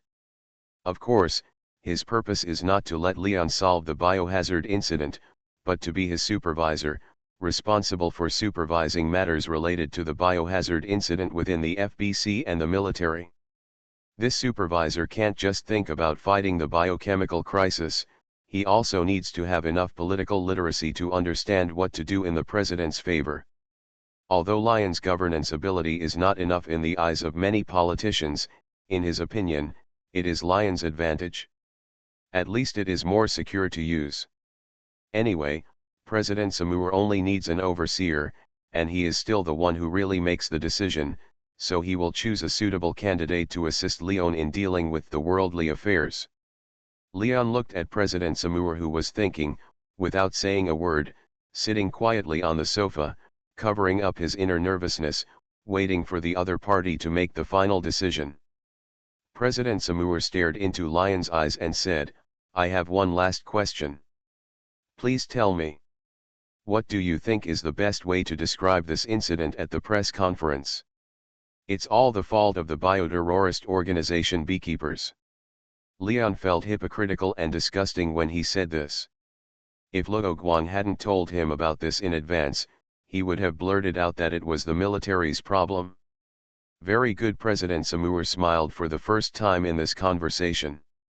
When he read the experimental report of the antidote, he planned to change his order and ask the military to cancel the cleanup mission. Asking so many questions after that was all to test Leon. This last problem is actually that President Samur is worried that Leon, who has a strong sense of justice, does not know how to adapt and feels that announcing the truth is the best choice, ignoring the damage that doing so will cause to the country. Therefore, he smiled with satisfaction after hearing Leon's answer. Meow, thanks for subscribing and voting meow. You are listening to Novels at Bless Up channel. Wish you happiness and luck. Please subscribe to receive new novels. How do you feel about this novel? Please like and leave a comment. Evolution begins with Resident Evil. Author, Wei Tongmiao. Chapter 415. After Leon watched President Samur sign the order and notify Commander Doug, he felt relieved and the expression on his face relaxed. Samur saw this, but did not tease the other party's immaturity, and said, I plan to let you form a supervision team to oversee the domestic anti-biohazard organization. Do you mean FBC and B.S.A.A? Although it was different from the team Leon originally envisioned to form, he knew very well that the president's arrangement could play a greater role. Not only that, but also the military. This supervisory power is so great that Leon couldn't help showing a surprised expression and asked, "Will the military cooperate? I will make use of this incident, and although I let you supervise it, the specific decision-making power still rests with me." Leon's face didn't show anything. He took it step by step. He didn't expect to reach the sky in one step. President Samur continued, "I will send someone to assist you who will be responsible for liaison and emergency assistance." He raised his hand to stop Leon, who was about to speak, and said, "Don't worry, she won't get too involved in supervision matters. She will help you deal with some human affairs. Just focus on the biological crisis." Leon nodded, "I understand." No matter what the other party said, that person was the president's spy in his team, but the president had made his decision and he couldn't refuse. After Leon and President Samur confirmed the supervision team in detail, they left the White House. He wanted to go back and prepare a list of members of the supervision team. The president planned to strike while the iron was hot and let someone prepare a press statement. On the way back to his dormitory, he called Luo Guang and reported the good news.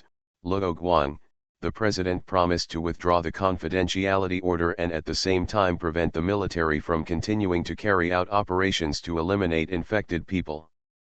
"That's good. Nothing unexpected happened, right?" Luo Guangduo asked. "Leon's trajectory in this world has changed a lot from that in the game. Luo Guang doesn't know if Leon is mature enough now to do what he says."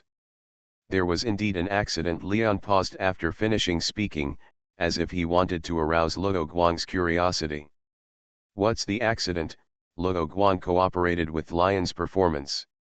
Leon told the story about the supervision team, and then continued, "Although it is different from what I originally imagined, it is finally a good start. It's true, but you have to be careful in your position. You can't make mistakes.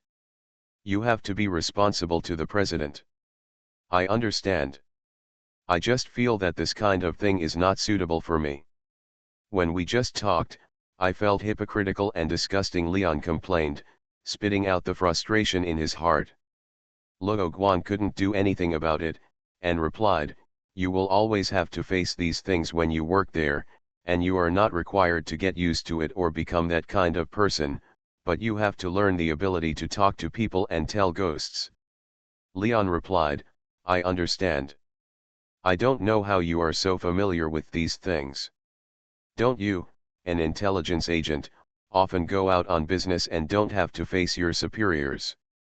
He was used to the other party sometimes preaching like an elder, and he didn't know why the young Luo Guang sometimes spoke like a middle-aged person. Looking at the moonless night, Leon continued, "I just sometimes think that if I had not gone to Raccoon City to take office, maybe my life trajectory would be different and I wouldn't have to face these horrific things. Just treat this as a skill. Also, take more vacations when you are tired. You think too much." Luo Guang had long seen that Leon was not used to talking while wearing a mask, so Leon obviously didn't do much work, and the conversation didn't last long, and he felt physically and mentally exhausted. He also felt sorry for this, but no one else could help him complete this plan. For the lives of the infected people in Savannah City, he could only work hard for Leon. "It's not easy for me to take a vacation from my job." Leon stood outside the dormitory, enjoying the cool breeze. He would work at the White House no matter what, and would be on call at any time. Luo Guang's eyes flashed with satisfaction, the corners of his mouth raised, and he taught Leon all the 108 moves in his fishing technique. Leon couldn't remember so much at once, but chatting with friends and talking about things that had nothing to do with work or the biological crisis was enough to make him feel better. The two chatted for more than 10 minutes before Luo Guang hung up the phone and called Chris, who was thinking about the infected people in Savannah City. The matter has been resolved, so he was not in a hurry to report to Chris just now. Chris was very anxious, so he kept lifting weights to relieve his inner anxiety.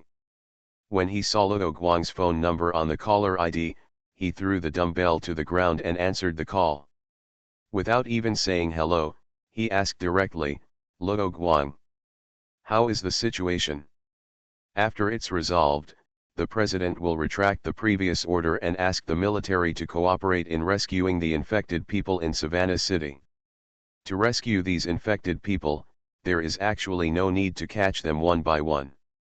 All you need to do is build a strong atomization chamber, attract a group of infected people into it, and then screen out those infected people who cannot change back." Although Luo Guang didn't know whether the military would think of this method, he still told Chris the preliminary plan he thought of and said, "If the method proposed by the military does not work, you can try to recommend this method. But you need to control the specific situation yourself." Chris nodded and replied, "I know, thank you." After chatting casually for a few more words, he put away his phone, and then he had to be busy again. Tonight, many people are still busy and have not fallen asleep. Ronaldo received the order from Commander Doug in the middle of the night and issued the order to cancel tomorrow's combat mission. Not long after Vaughn received the order, he called, "Is it true that the antidote appeared?" "Really, it is said that the success rate is about 80%. "Damn it, why didn't you get it out sooner?" Vaughn said dissatisfied. "We have lost a lot of brothers here. If the Institute had got it out earlier, they wouldn't have to die."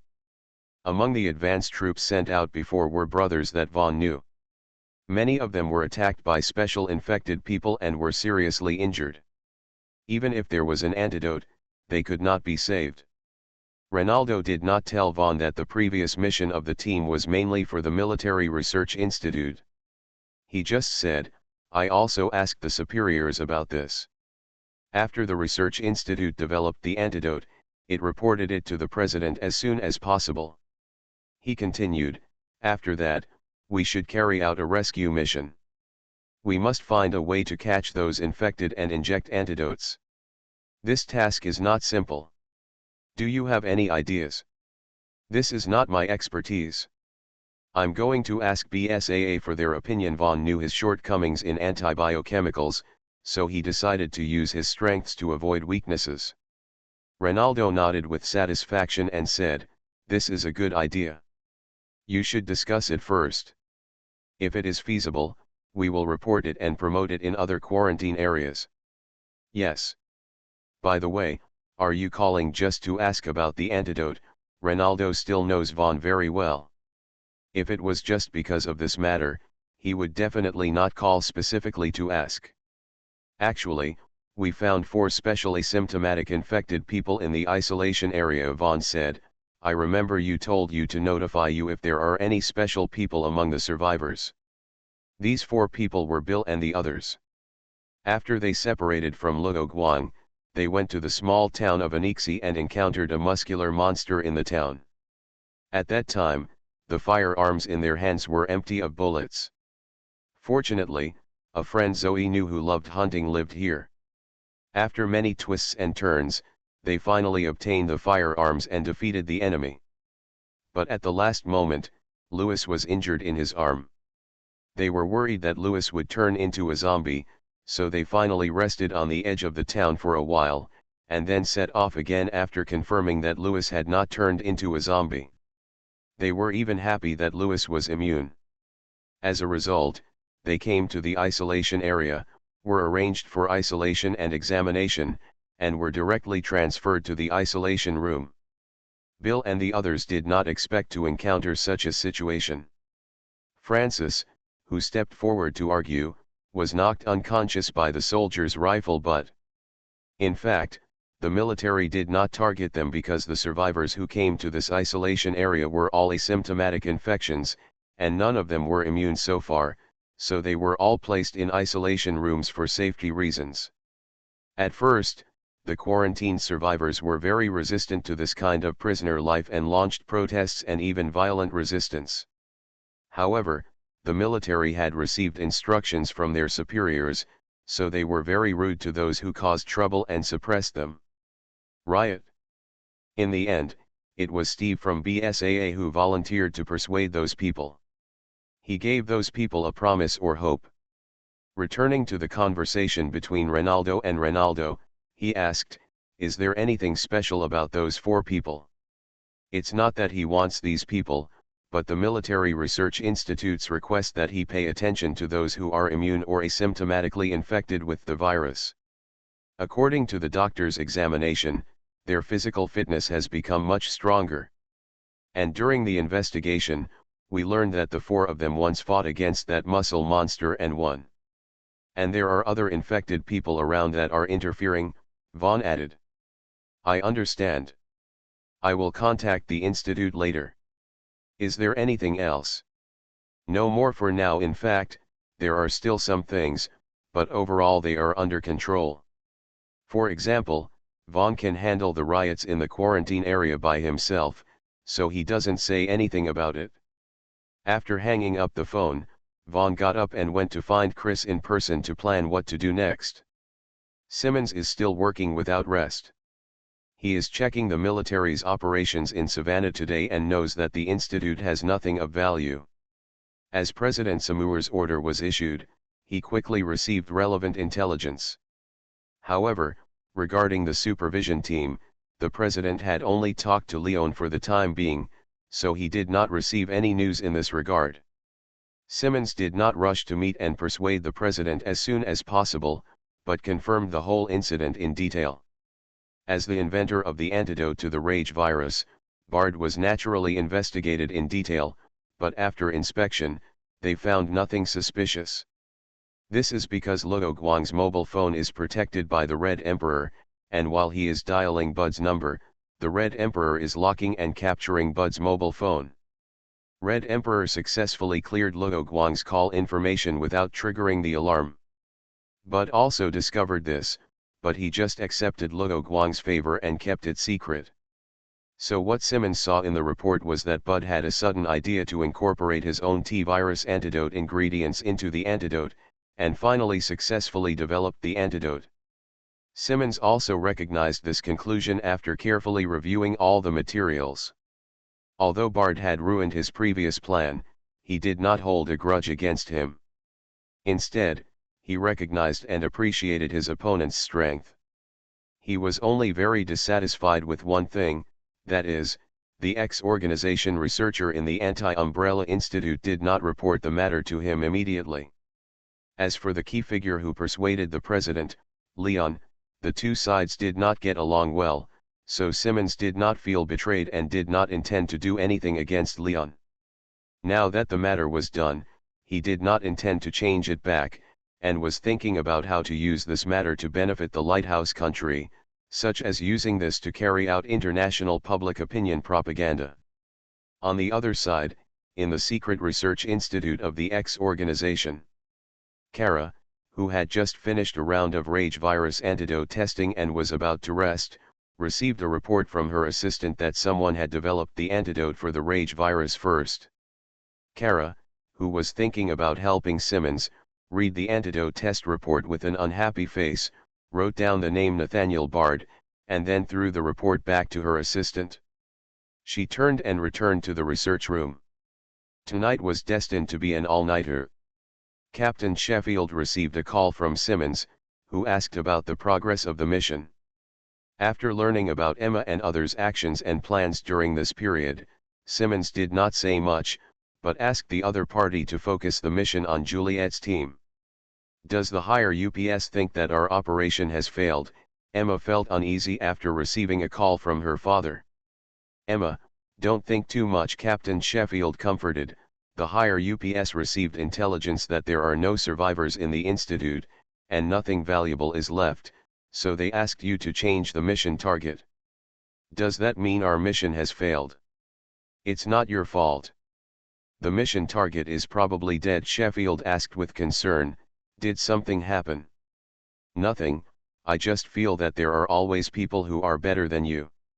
Even if I was in my prime, I couldn't break into the Institute and rescue the mission target safely." Sheffield also analyzed the intelligence of the special infected people of the rage virus. "But someone did it. This is why Emma was hit." Although she was a successful product of the Super Soldier project, it was different from dealing with a bunch of uncoordinated rabble. Her combat effectiveness was far inferior to that of an elite special forces team, so she was almost killed on the spot when she was ambushed by Umbrella's elite soldiers.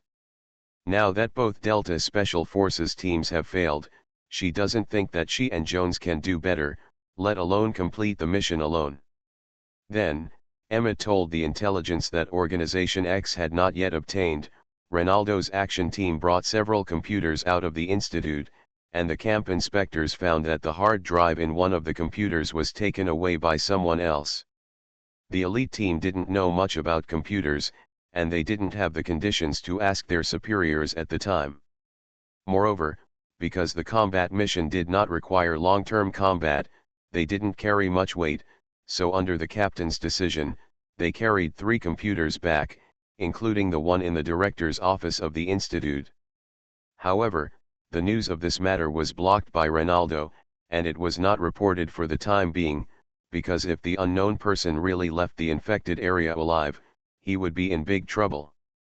Emma received the news first because Mattia, the communications soldier at the command post, was an undercover agent. That person was originally one of your target tasks, but I think you are not suitable for this task, so I asked the intelligence department to contact you. Sheffield said honestly, it's not that I think you can't beat the other party or for your safety. I know that satellite monitoring can't capture the appearance of that person. Now the military knows nothing about that person, and I have no choice. She said so, but Emma cared too much about this mission, so she wanted to do it perfectly. Regarding the blow to his daughter, Sheffield was not good at speaking, and could only use the words he used to encourage his subordinates, saying, Emma, the mission is not over yet, focus on your current mission, there is no time for you to be depressed. Meow, thank you boss for the reward, subscription, and votes. Recently, the writer's assistant has a new function that can directly export the name of the reward boss, but it's a pity that there is no record before. Thanks to the leader of the bandit ment, I have to find time to add more. Evolution begins with Resident Evil. Author, Wei Tongmiao. Chapter 416. Hey, Sokka, aren't you worried that the military will kill us? Lewis came here and quickly became familiar with the people around him, so Bill asked him to be responsible for collecting intelligence here. Sokka is a young Mexican backpacker. Unfortunately, he encountered a biochemical crisis while traveling here, but he was very lucky to become an asymptomatic infection. Hearing Lewis's question, he, who was reading a book, casually replied, I was quite worried before. But after the riot, I'm not so worried anymore. At the time of the commotion, Bill and the other 4 had not yet arrived, but Sokka did not participate and watched the whole process from the side. Riot, Lewis heard this from the other party for the first time, and the hymn of freedom for mankind to rise up sounded in his mind. Sokka put down the book in his hand and continued, the military sent out troops that time and beat many people to bloody heads. Francis, who had been knocked unconscious by the butt of the rifle before, now woke up, immediately answered after hearing this, those damn guys actually knocked me out. We are worse off than the prisoners. This was nonsense, so Bill, a veteran of the Vietnam War, immediately retorted, if you are a prisoner, I promise to let you know what real misery is. Prisoners have no human rights. A treaty cannot bind both sides of a war. Francis curled his lips where Bill couldn't see him, but he didn't refute, because without Bill's command, they might not be able to escape, so he still respected the other party. This has been settled. Sokka smiled bitterly and recounted the situation at that time. At that time, the military was ready to shoot and kill all the troublemakers on the grounds of hindering anti-biochemical crimes. He did not participate in it. He stayed in the isolation room whose door was opened by others and observed the situation through the window. After hearing what Vaughn said on the loudspeaker, those who caused the disturbance immediately stopped. They did not dare to bet on whether the soldiers on the perimeter to prevent the situation from spreading further had bullets in their weapons. However, The survivors did not retreat because of this, and both sides there was a stalemate for a while. At this moment, Steve from BSAA stepped forward. During this turmoil, the military did not let BSAA help, and only asked them to be responsible for raiding the formation. It was Steve who took the initiative to carry the BSAA flag and walk to the middle of the stalemate. Steve first stated his identity and purpose. It has been verified that under normal circumstances, these asymptomatic infected persons will not be cross-infected in the same room except for body fluids, so they did not wear heavy protective clothing and gas masks. The military had not communicated with these survivors before, and directly came forward with sticks to stop them. It was also because they were worried that the survivors would bite them without proper protection, so they acted harshly as soon as possible. The people who had just become angry looked at each other in confusion for a moment when they saw such a young Steve, but did not attack. When Vaughn saw this situation, he did not act rashly to break the balance. He noticed that the people of BSAA were on the periphery, and unknowingly surrounded himself. Chris did not stop Steve from running out. He quickly went to Vaughn to explain the matter clearly, and asked his men to stand parallel to the military soldiers to show that they were in the same group. "Sorry, I didn't stop him," he said. Steve looked on and saw that the military's behavior didn't please him, so he took out the BSAA flag and ran over to take a stab at it without communicating with him. What does he want to do? Now is not the time to pursue accountability. Vaughn just wants to find out what the guy wants to do. He didn't go into details, but from what he said before, he just wanted to quell the commotion.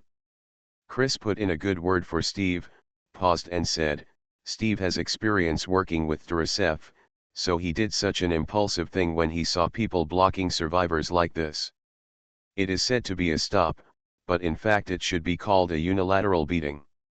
Vaughn heard the implication of the other party's words, and he didn't explain too much. He just said, "It's a matter of great importance and there is no room for error." At this time, the organizers of the riot, who had been carried away by anger, calmed down after being pointed at a gun before, and just came down the steps. But as the initiator, he could not give in easily, so he expressed his demands. After hearing the other party's request to abandon military management and prohibit isolation without personal freedom, Steve said, "I can understand your feelings. Free people are born to pursue freedom." In fact, he knows that this has nothing to do with freedom, but that living in isolation is prone to psychological stress and increased pressure, leading to negative emotions such as anxiety, irritability, boredom, and fear. In particular, the military's management was strict.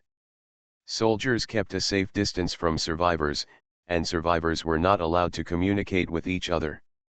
At the same time, they did not tell the isolated survivors about the situation, which ultimately led to the riot. After complimenting the other party first, Steve revealed the real reason. He spoke in a loud voice, and this was also meant for Vaughn to hear, because he couldn't stand the other party's approach to the riots, and said, "But everyone, riots can't solve the problem. We planned to communicate at the beginning," someone shouted, "but the big-headed soldiers didn't talk to us at all, and they didn't convey our request to communicate with the person in charge here." Vaughn indeed did not receive a report from his men. If he had known this earlier, perhaps the riot could have been nipped in the bud. This must be their fault. Although Steve didn't say who they were, everyone present knew that he was blaming the military. Vaughn looked at Chris and said, "Your subordinates are really newborn calves and are not afraid of tigers. You are saying this in our territory." He doesn't threaten Chris to step in and bring Steve back on the grounds that Steve is getting in the way of anti-biochemical warfare. Yeah, but what he said is the truth, isn't it? Although Steve made his own decision, Chris would not abandon Steve, but would stand up for him, because Steve did this to settle the dispute. Do the right thing. It's just that he made his own decision and didn't discuss it with himself. He didn't do it well. It seems that he didn't educate Steve enough. Vaughn didn't answer, and looked back at the field. "So, I implore you to abide by the rules here and stay here with peace of mind." Steve also finished what he wanted to say. From the perspective of the other party's interests, he said that the military must be in a strong position. They would not get any good results from a head-on confrontation with the military, so they might as well wait here with peace of mind. People who were beaten to a bloody head now understand this deeply, but there are always people who are not afraid of death and shout, "I'm not afraid of them. I want to expose their atrocities to the media." "Brother, how much do you know about the law?" Steve shook his head and said, "If you knew something about the anti-biochemical law, you would definitely not have such an idea." "What do you mean?" The man didn't understand the law, and his face was full of displeasure after being refuted. There was a lawyer in the rioting crowd. He just shouted from behind and did not have any physical conflict with the military. He took over the words and said, "Because legally speaking, what they just did is not an atrocity, but to prevent the spread of biochemical viruses an act of justice." When he said this, he was still annoyed that he had not studied the anti-biochemical law deeply enough and failed to memorize all the regulations, thinking that he could make money by litigating with the officials as usual. In areas where biohazard incidents occur, the anti-biohazard law is basically the highest law except for the X law. The guy who doesn't understand the law is speechless as if he's eaten a fly. This. Steve added, "So I don't think many media would dare to talk nonsense in this area unless they don't want to live anymore." The leader of the survivors stood up at this time, skipped the topic, and said, "But we have been here, and our mobile phones have been confiscated. It is not our fault that we have wild thoughts and think that the military has no good intentions towards us. There is a virus in your body. Under normal circumstances, the military can directly eliminate you humanely, so you should be lucky." Steve said a good word for the military and continued, "The reason why they quarantine you is it's also because of this. We just want a deadline, we don't want to be here for the rest of our lives. Sorry, I can't give you a time limit." Steve would not give the other party empty promises, and said, "I don't understand the antidote. Even the person who studies the antidote can't give an accurate answer." Then we. The breath of despair spread among these survivors. "I'm sorry, but the only thing we at BSAA can do is to help you get the antidote to be used as soon as possible when it comes out." Steve's hairless child is not as convincing as the name BSAA. He continued, "However, we will help you to live a little more comfortably during this period." "This kid, I didn't promise him this." Chris smiled and shook his head. "He is the person in charge of BSAA this time." Seeing that the rioters had basically regained their composure and that the matter was soon being resolved, Vaughn couldn't help but breathe a sigh of relief and said, "If I had known earlier, I should have put you in charge of these people." Vaughn and his staff had no experience with these things. Chris replied, "We don't have much experience either.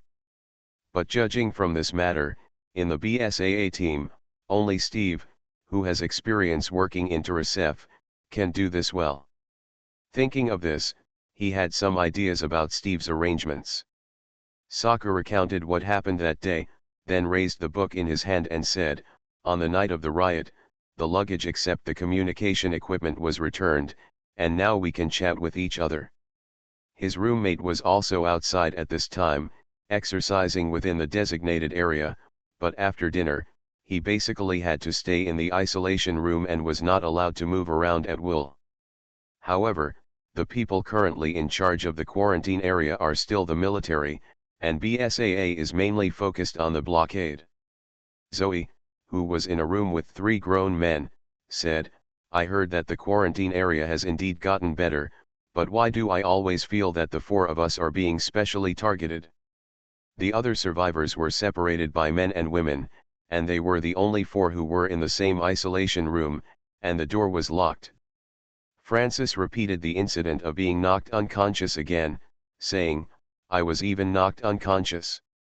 Lewis' poisonous tongue skill is activated.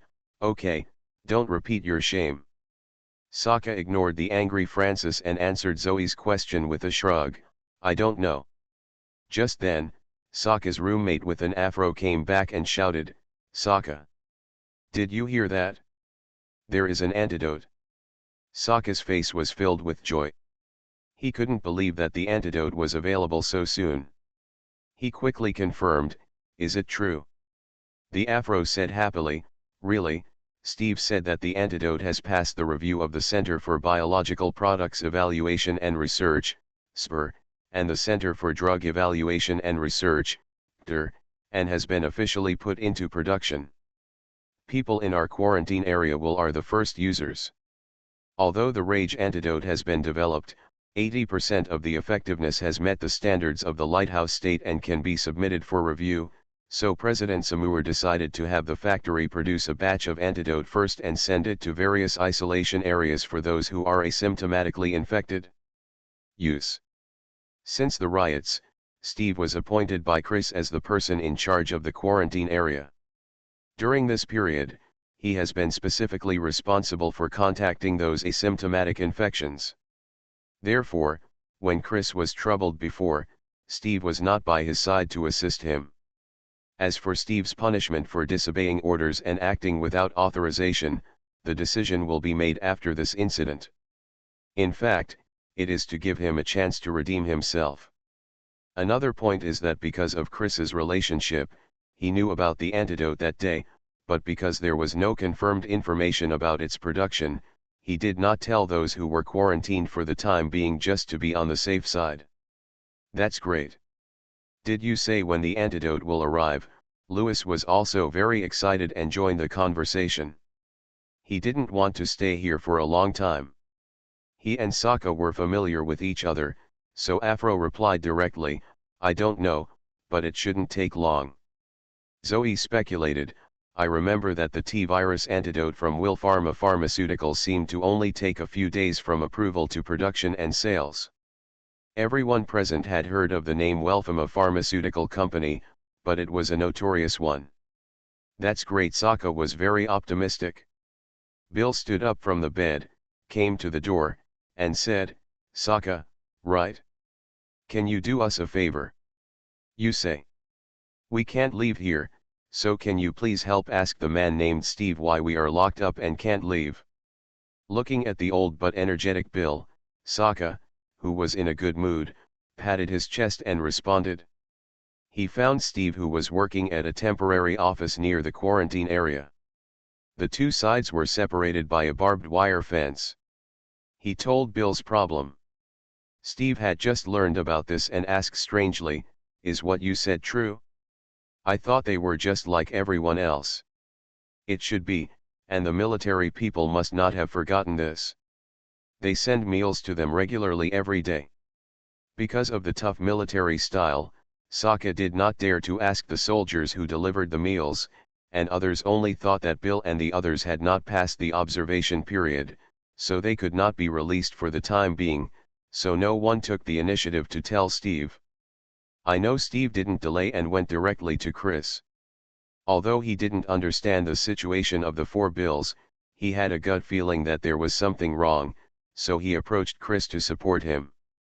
When Chris heard about this, he was in a good mood because of the emergence of the antidote and the withdrawal of the military's order to eliminate the infected, so he took Steve to find Vaughn without saying a word. When Vaughn heard this question, he did not answer immediately. Although he didn't know why his old commander Ronaldo wanted these four people, he would definitely not go against the other party's wishes, so after thinking about it again and again, he lied, "It should be okay to tell you, they will need to be transferred later, cooperate with the development of the rage virus vaccine. Now the antidote has appeared, but the vaccine is not yet available, so Vaughn chose this reason."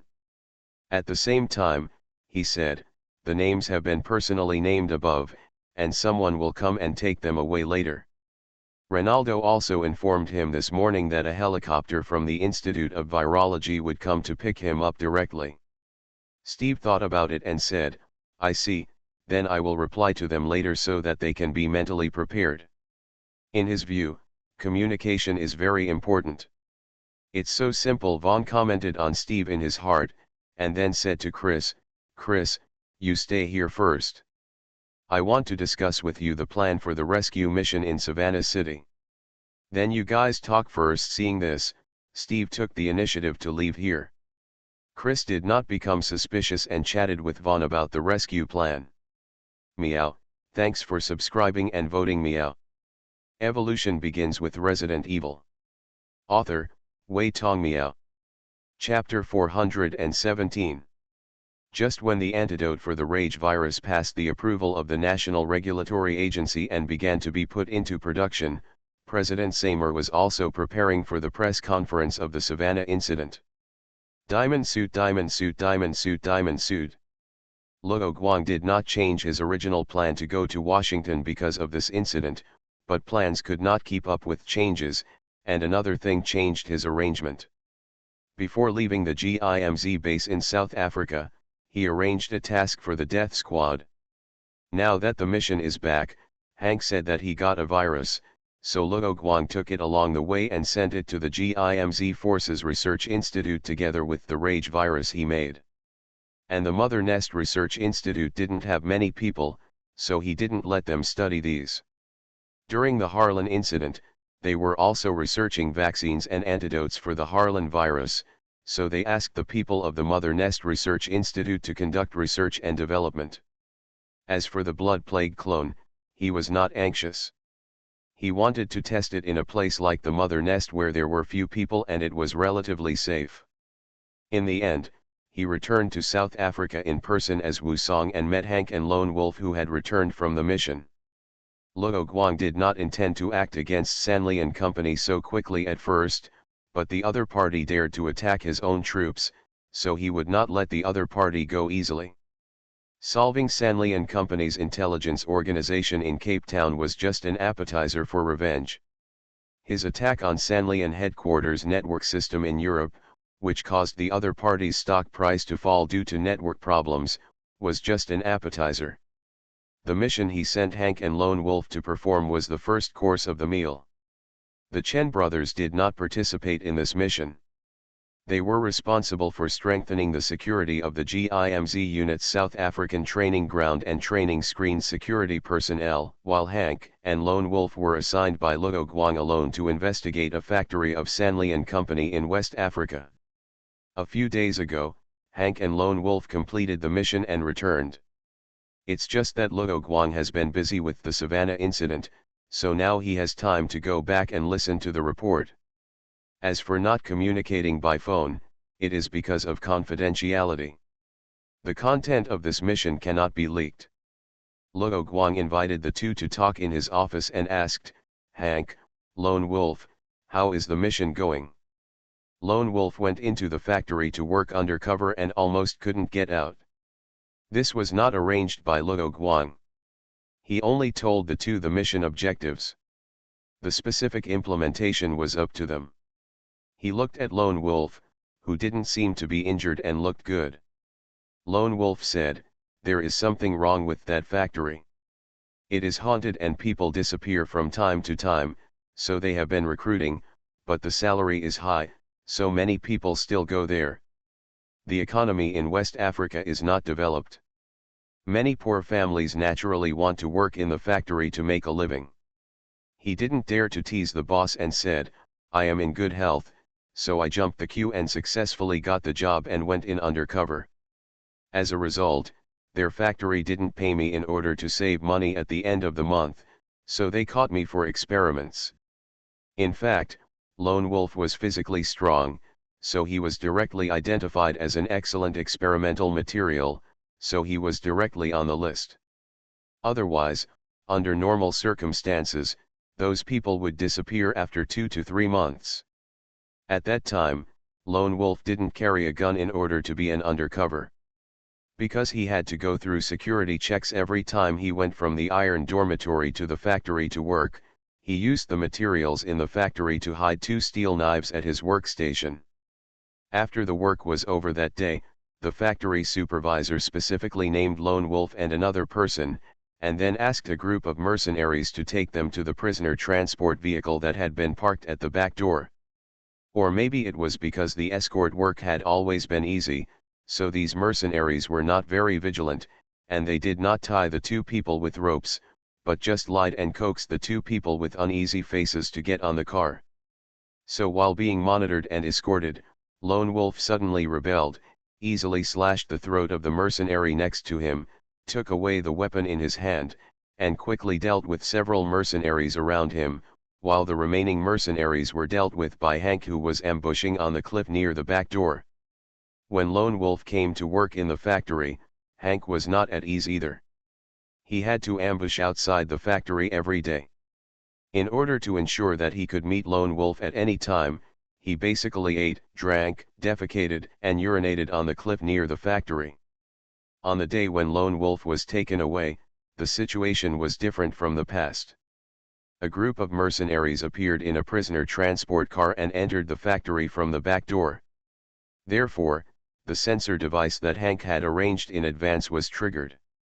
Not long after he was in place, he saw Lone Wolf's sudden counterattack and immediately used the SVD sniper rifle in his hand to cover the other party. Under Hank's cover, the two finally successfully met up and drove the car that had been prepared long ago to escape. But they did not go directly back to the GIMZ base. With weapons in hand, they fought back and solved all the enemies who were chasing them. Then they went around and confirmed that the enemy was no longer chasing them, and then they changed their appearance and returned to the base. After Lone Wolf finished summarizing the mission, Hank continued, "When we were being chased, the enemy used biological weapons. At first we thought it was just an ordinary hound, and since we were being chased, we didn't specifically aim at its head. As a result, the hound that was shot in the body did not fall down and chased us all the way. Later, we eliminated all the chasing enemies and used a scanner to carefully detect them, and found that the hounds contained a biological virus that was very similar to the T virus. This kind of scanner has begun to become popular in the market, so they can take out this without revealing their identity." As he spoke, Hank put the freezer containing the blood samples on the table, and added, "We didn't have a refrigerated container at the time, so the activity of the virus might not be very good, so I don't know if it can still be used." Because this was a secret mission, they hid the sample directly in the refrigerator in Hank's single dormitory without telling anyone else about it. Luo Guang took the freezer and put it at his feet, and said, "Is it similar to the T virus? So when you saw the hound, didn't you see that it was a zombie dog?" The two of them were veterans of the USS and knew the T virus monster very well, so it was impossible to mistake a zombie dog for a normal dog. The Lone Wolf replied, "Because the hound's skin is not rotten, and it can obviously understand the owner's instructions, follow us, and attack us." Luo Guang nodded. So Hank and the others discovered that there was something wrong with the dog because they couldn't kill the dog. He recalled the village where the wolves rescued Ada, where Umbrella's Ma-39 zombie dog was also found, and it also followed the pursuit of the troops. Luo Guang told the two of them about this, and then said, "They are all Sanli and Company's pursuit teams, but the zombie dogs used have changed a lot. They should have developed a new biochemical virus." Hank nodded. "This is indeed very possible, but there is a problem." He said, "But there is a problem. Although they are all zombie dogs, their running speed is a little slower than those encountered in Raccoon City. The skin you encountered is not rotten and looks more like a normal dog. It should have sacrificed some performance for concealment." Luo Guang made a judgment. Hank agreed, and then said, "I think Sanli and Company has a very big plan. Now it is just a biochemical dog, and in the future there may be biochemical soldiers that are similar to ordinary humans." When Lone Wolf heard this, he frowned and said, "This will bring a lot of trouble and change a lot of things. If bio-soldiers can do what human soldiers can do we still need human soldiers? This seems like a very good future, but in fact, the wave of retirement of a large number of human soldiers will bring about employment and security problems. The ethical issues surrounding biochemical soldiers themselves. Are they considered human beings if they possess intelligence? Will there be a catastrophic bio-soldier rebellion like science fiction? Is the method for controlling these biochemical soldiers foolproof? And who has control? After war becomes cheaper, will there be more wars in the world? There is currently no correct answer to these questions, so replacing human soldiers with biochemical soldiers is not a good thing for most people in the world. Luo Guang naturally understood this very well, which is why he dismantled the Undertaker production line established by Umbrella Company in the Brood. He said, Umbrella has conducted research and development in this direction, and has achieved preliminary success. It is not a self-deceiving product like Tyrant, but a mourner that is similar to humans and can use firearms. The two former USS soldiers from Umbrella Company looked at each other. Hank thought of something and asked, is the Undertaker an upgraded version of the Cleaner from Sheena Island? But Luo Guang did not elaborate on the matter of Umbrella's biochemical soldiers, and changed the subject. That's right. So it was just a personal feud before, but now the nature of the matter has changed. If we only rely on our GIMZ, it will be like killing an egg with an egg against a stone. Sanley and Company is too big. We need the assistance of FBC or BSAA. Lone Wolf is not looking down on his own troops, but he says these words from a realistic and pragmatic perspective. Hank generally agreed with Lone Wolf's statement and said, unless you let us go on a big assassination spree. Luo Guang waved his hand and said, assassination is of little use. The fallen Sanley and Company will only become nutrients for other companies or countries, treating the symptoms but not the root cause. Moreover, the enemy we face may not be the entire Sanley and Company. The Red Emperor helped him collect a lot of information. Although the top people at Sanley and Company knew that the West African branch was secretly conducting biological and chemical weapons transactions, Excella obviously did not tell the top people everything, so the people above them did not know the existence of this new type of zombie dog at all. So they only need to find the location of the Sanley and West African Branch Research Institute, and then launch a raid to clean up all the researchers and biological and chemical weapons information. The Red Emperor once tried to find the server location of the institute on the internet, so that he could follow the clues and discover the location on the physical level.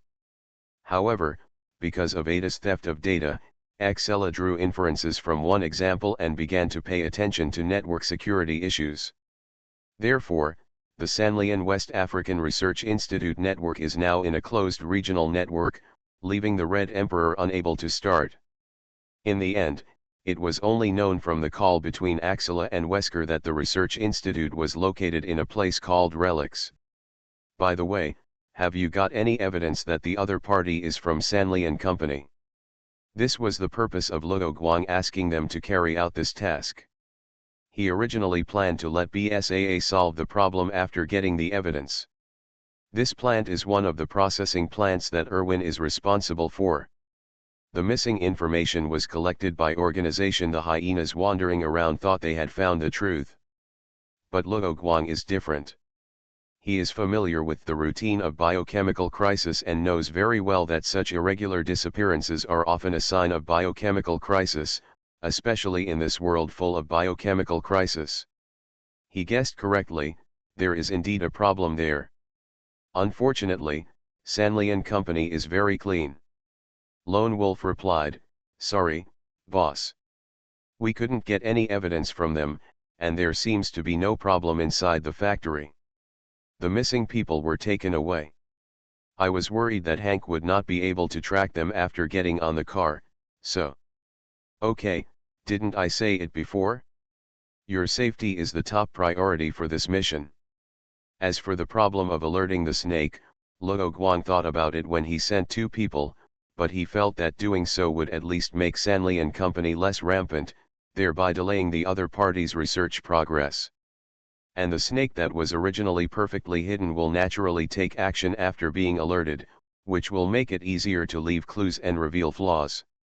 Boss Wu, what should we do next? Hank was also a little touched by this, but he didn't show it. He chose to prove it with action. Luo Guang replied, you go to Europe to rest for a while, and by the way, see if there is a place suitable for GIMZ to open a branch. In fact, It means public travel. Great, Lone Wolf heard the hidden meaning of his boss and shouted happily. Hank was not as excited as Lone Wolf, and asked in detail about his boss's requirements for the new base. It's fine to be similar to this place, but it's better to reach a cooperation agreement with the local government, and it's not within the sphere of influence of those pharmaceutical companies. Luo Guang gave a wide range, which was not a good thing for Hank, who was used to following orders. So Hank said, "It's a bit difficult to determine. I'll select some places first, and then summarize and report to the boss. You can make a decision." "Okay, I'll discuss it with Samus later."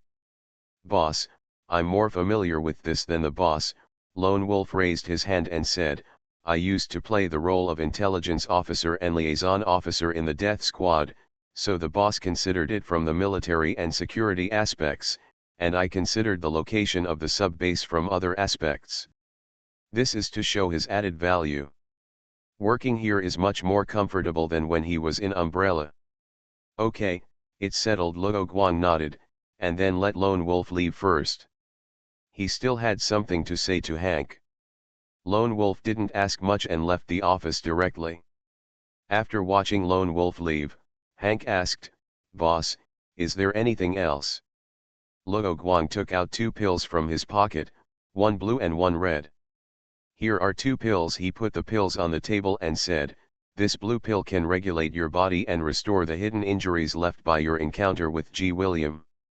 It can also extend your peak period and lifespan, and your life will not change. This is the benefit of your service to me over the years." Hank sat upright and listened carefully to Luo Guang's words.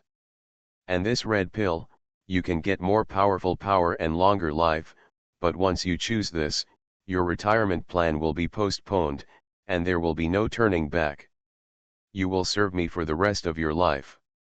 After saying this, Luo Guang put a bottle of mineral water on the table, waiting for Hank's choice.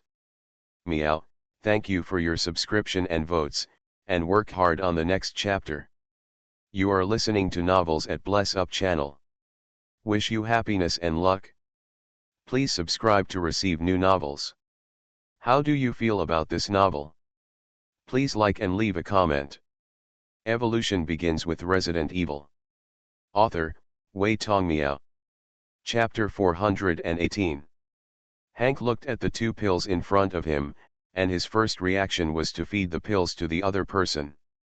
When he joined the USS to take the proficiency test, he did just that, secretly unlocking the handcuffs and feeding the drug to the examiner. However, thinking that I seemed to be no match for the boss now, my survival instinct stopped my conditioned reflex actions. It's just that he can't understand what the boss's behavior means. What kind of medicine is this? Hank quickly made up his mind and wanted to get information first. He's not a 3-year-old, so he doesn't put everything in his mouth. The latest research and development of medical drugs. 3 no products. Luo Guang replied, "Haha, it can be understood that way." He explained, "This is a product developed using biochemical viruses. A new product from our institute." "No, I got it from other sources." The 2 chatted for a few more words, but Luo Guang's tone turned out to be very confidential. Hank didn't ask anything, and he still knew nothing about the 2 pills. After all, if the other party doesn't make a choice, it's hard for Luo Guang to tell Hank these things. Even if he thinks the other party will keep it a secret, the more you know about some things, the better. Hank changed tack and said, "Why me?" Luo Guang didn't joke, and replied seriously, "The blue pill is a benefit for you. Didn't you say that you were injured secretly in Raccoon City before? You are the first employee of GIMZ, so you naturally have special benefits." He continued, "This is only good for you. I didn't ask you to do anything special, right?" Hank nodded. Compared with the description of the red pill, the blue pill really only has benefits. But he didn't believe that pie in the sky would fall, and free was the most expensive, so for a while he felt that the blue pill was a trap. "I know you said that you had the idea of quitting the front line. You don't want to fight and kill every day. You want to enjoy life. The two of them had been getting along for a long time. When they occasionally chatted, Luo Guang heard that Hank wanted to retire from the first line and move to the second line, and serve as a manager like Samu's. Although Hank didn't want to fight on the front line, he was not used to doing nothing every day, so he might as well find something to do. As for GIMZ, taking Samu's as an example, life is actually very leisurely when there are no tasks. After all, G.I.M.Z's business is already on track. In daily situations, Sam's task is more to supervise and process customer feedback and strive for excellence. Hank nodded. He did say that, and he also gave the boss a rough deadline. But I know that the real reason why you thought about quitting the front line is not because you want to live an easy life in retirement. Luo Guang stopped, did not continue, and told the other party's real reason. Hank smiled bitterly and said, I still can't hide it from you. The other party relented, and Luo Guangke continued, William G caused more serious harm to you than imagined, but you relied on your own willpower and morphine to persevere and complete all the tasks before evacuating Raccoon City. I'm not using morphine, but a special medicine made by Umbrella Company, otherwise I wouldn't be able to hold on. Hank looked up at the ceiling. After he was taken back, he handed over his things and passed out.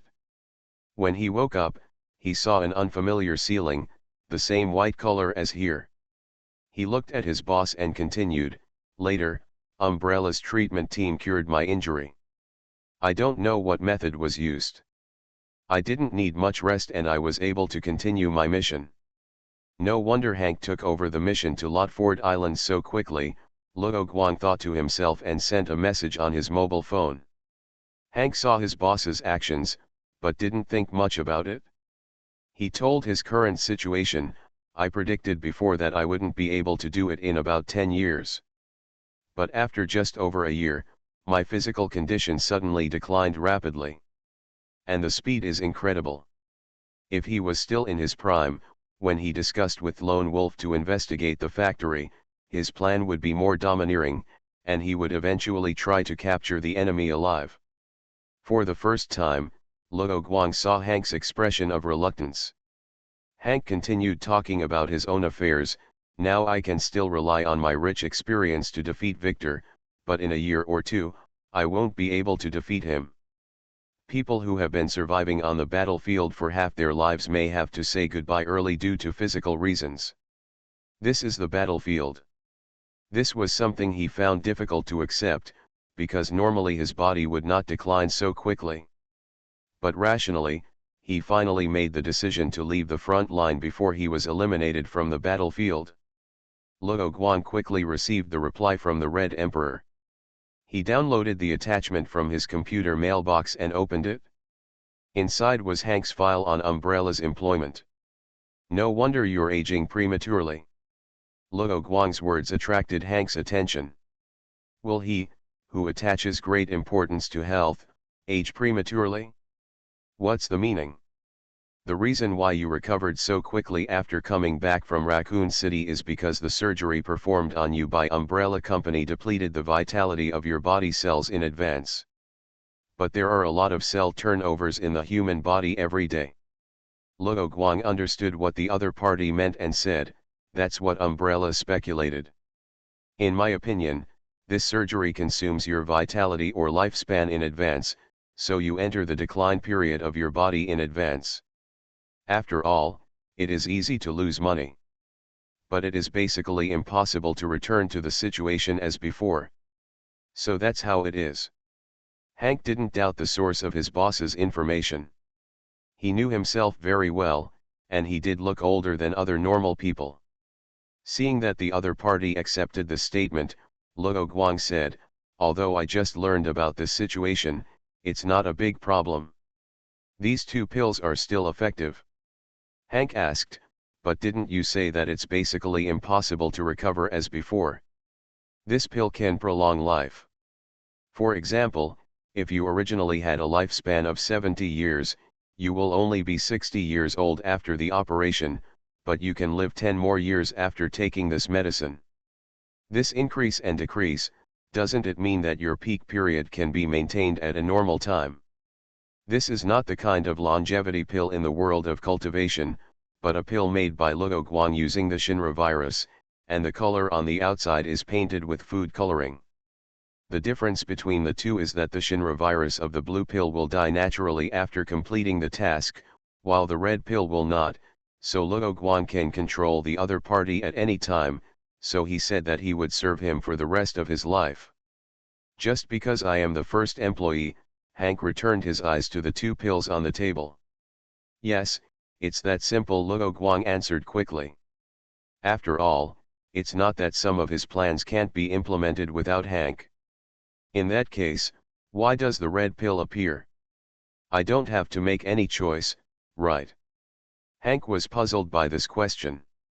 If there was only one blue pill, he would have taken it just after talking about the surgery. He did still yearn for the battlefield, but he was pragmatic and bowed to reality. Luo Guang just thought of the Matrix, so he made an extra red pill, but it would be too boring if the two pills were exactly the same. Later, he thought of something, so there is a difference now. He couldn't tell Hank that he was just on a whim at first, and some things were not easy to say before the other party made a decision, so he said vaguely, because of the shortage of manpower, I need more confidence, and this red pill, you can regard it as a part of the Knight's Oath. Retainer or something like that. I don't know why Hank, a European and American, used the term from Ninja Victor. You can understand it that way. Luo Guang knew the statement and nodded. Hank still had doubts in his mind. Boss, is GIMZ not trustworthy? Or is it not enough? The current GIMZ is just a mercenary company. Some of the people in it are sent by other organizations. You know this? Hank nodded.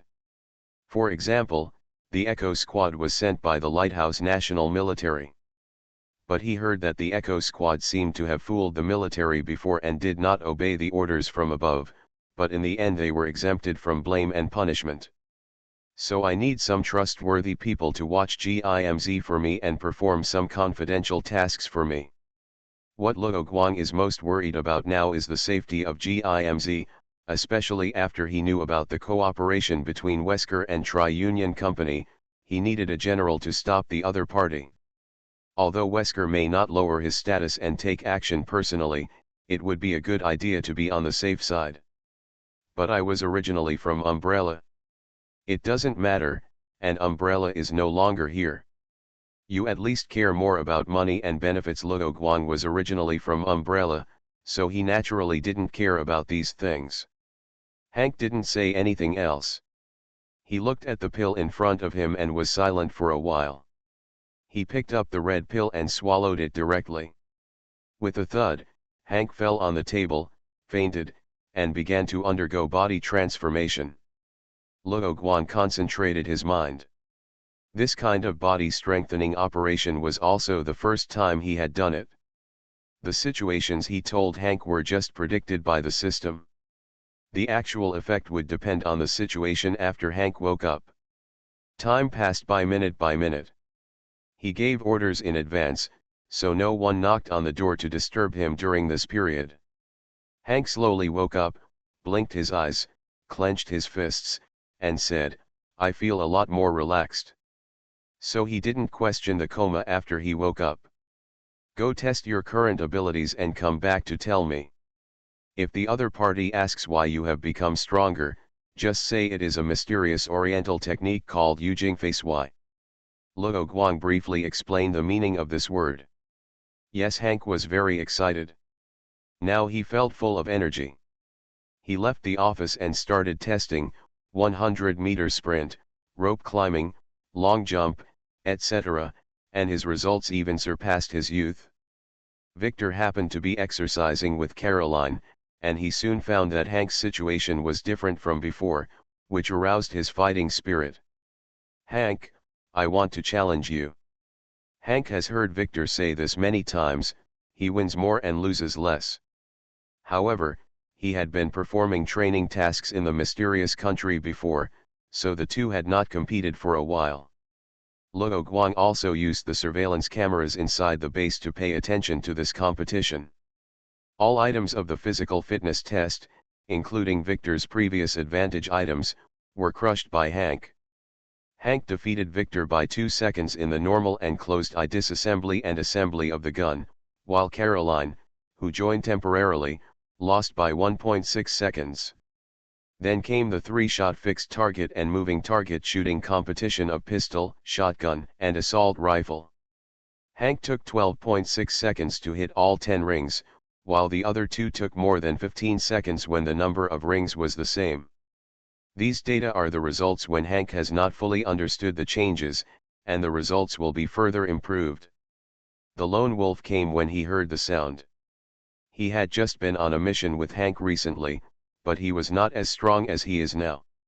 Victor originally thought that he was about to surpass Hank, who was both his teacher and friend, but he suddenly fell behind so much. This did not hit him, but aroused his enthusiasm.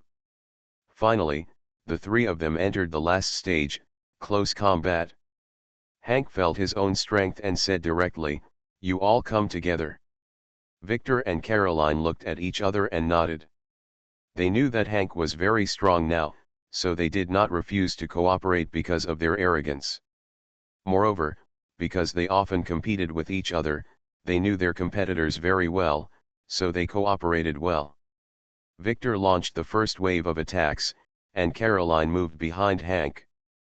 Attacked from the front and the back, and the two had enough space to display. Hank saw what the two meant at a glance, and rushed to Victor while Caroline was moving. He didn't attack Caroline because Victor was closer, so there was no need to go far away, as that would only allow Victor to easily find his weakness. Victor put his 5 fingers together like a sword and stabbed Hank's throat. All the previous tests failed, so he couldn't help but use his killer move in the competition. He didn't think Hank could not block his killer move.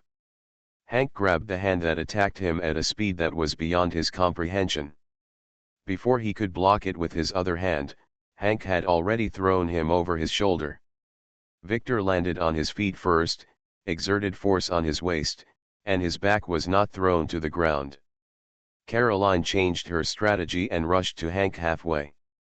"I've become stronger," Hank said, wrestling with Victor with both hands, and threw Victor directly to Caroline. Although Caroline could avoid it, the two were in cooperation after all. If she gave up Victor, she alone would not be able to deal with Hank, who easily defeated Victor. Caroline caught Victor, unloaded the force to the side, and grabbed Victor and turned around. Hank pursued the victory. Caroline let go and threw Victor to Hank, and she followed closely. "Caroline," Victor shouted, as if he was going to start an internal fight, but his hands were still in a defensive posture. This was not because he gave up the attack, but the previous confrontation made him realize that it was difficult for him to fight with the opponent, so he took a defensive posture and used a self-sacrificing collision. Hank dodged sideways and raised his hand to block the scorpion tail that Victor hit with his legs. Caroline arrived soon after, trying to cover with a straight punch, and the backhook was murderous. Hank stood sideways and slapped with one hand to defend and avoid the hook. When Hank counterattacked, Caroline couldn't stop the opponent's offensive and was quickly defeated. Victor, who was lying on the ground, didn't want to get up and continue to be beaten unilaterally. He sat on the soft floor and asked, "Hank, how did you suddenly become so much stronger?" Caroline was very curious about this question, just like the GIMZ soldiers watching around. Everything was as expected by the boss. Hank replied according to Luo Guang's explanation, the method of Yujing Fu Sui, which was passed down from the ancient East, can improve people's physical potential and strength. "When did it happen?" "You didn't call me for such a good thing," Lone Wolf shouted. The two Chen brothers present looked at each other, and Chen Zichen whispered, "Yujing Fu Sui, isn't that something in martial arts novels? I seem to have seen it in immortal novels, but isn't this a thing for health preservation and fitness?" The two looked confused. and they had the same question as Lone Wolf. Everyone went to the mysterious country. Why did only you become so much stronger? Meow, today's goal of 10,000 steps is completed.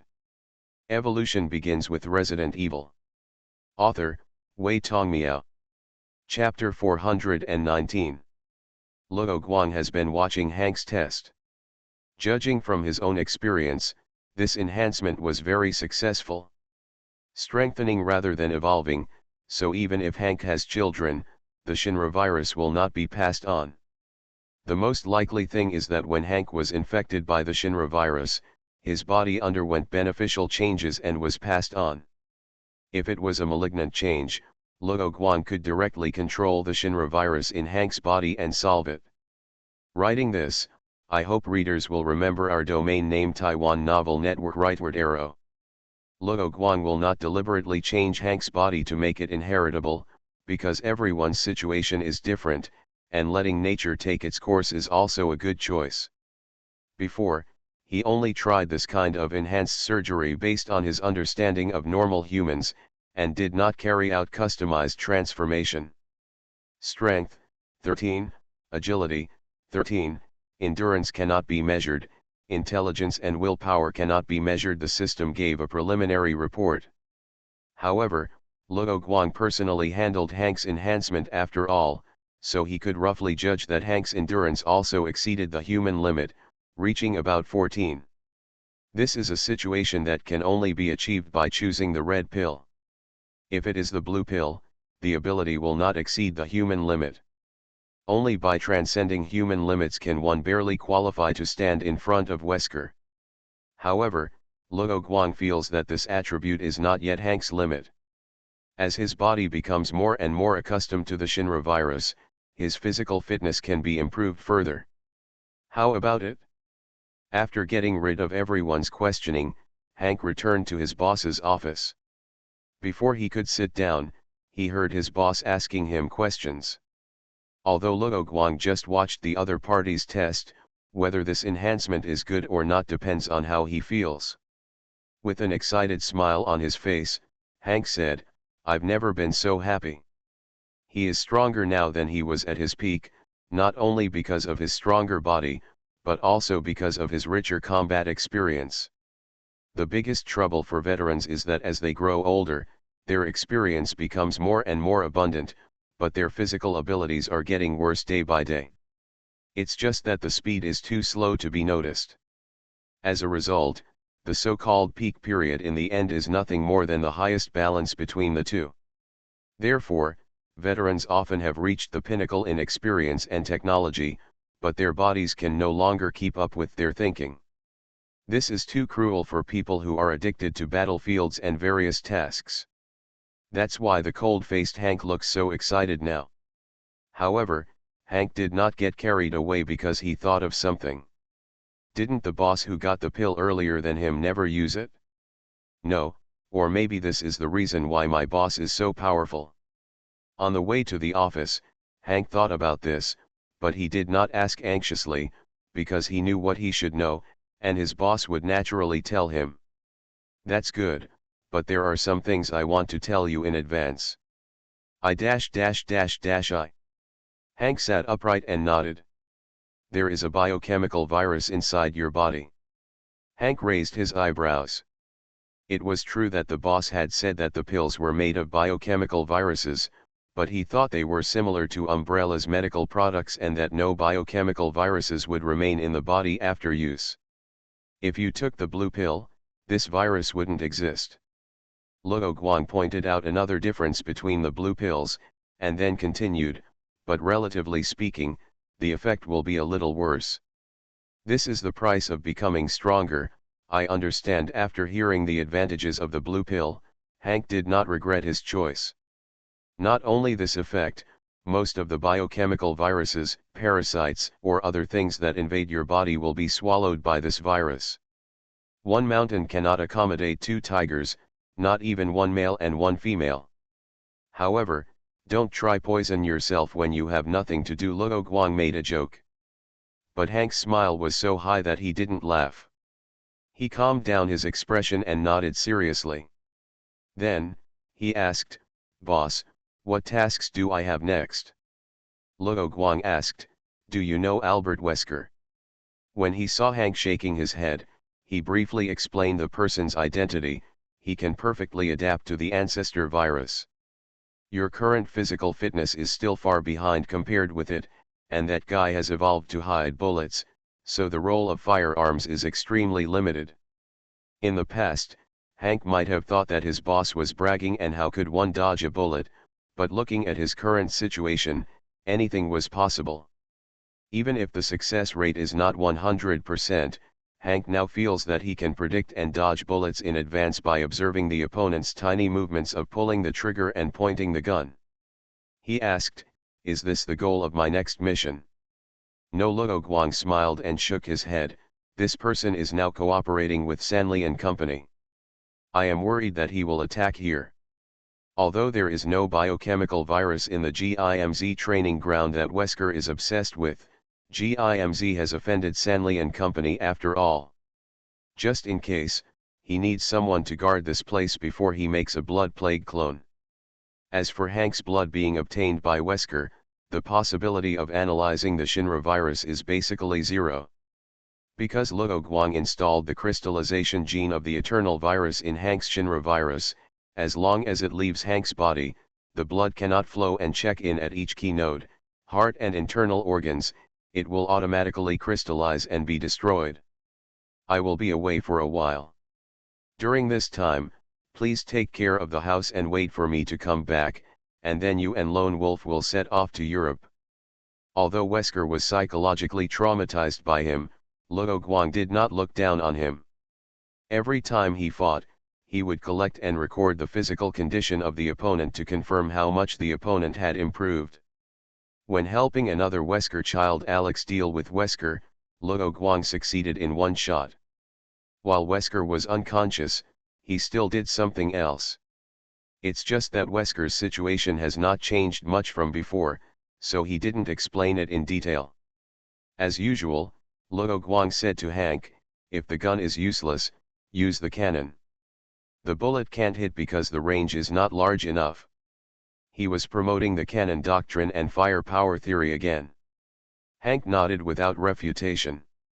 His mind was already thinking quickly about how he would deal with Wesker when he arrived. After explaining a few things and communicating with Samus, Luo Guang left South Africa and took the rage virus and the blood sample obtained by Hank to the GIMZ Institute.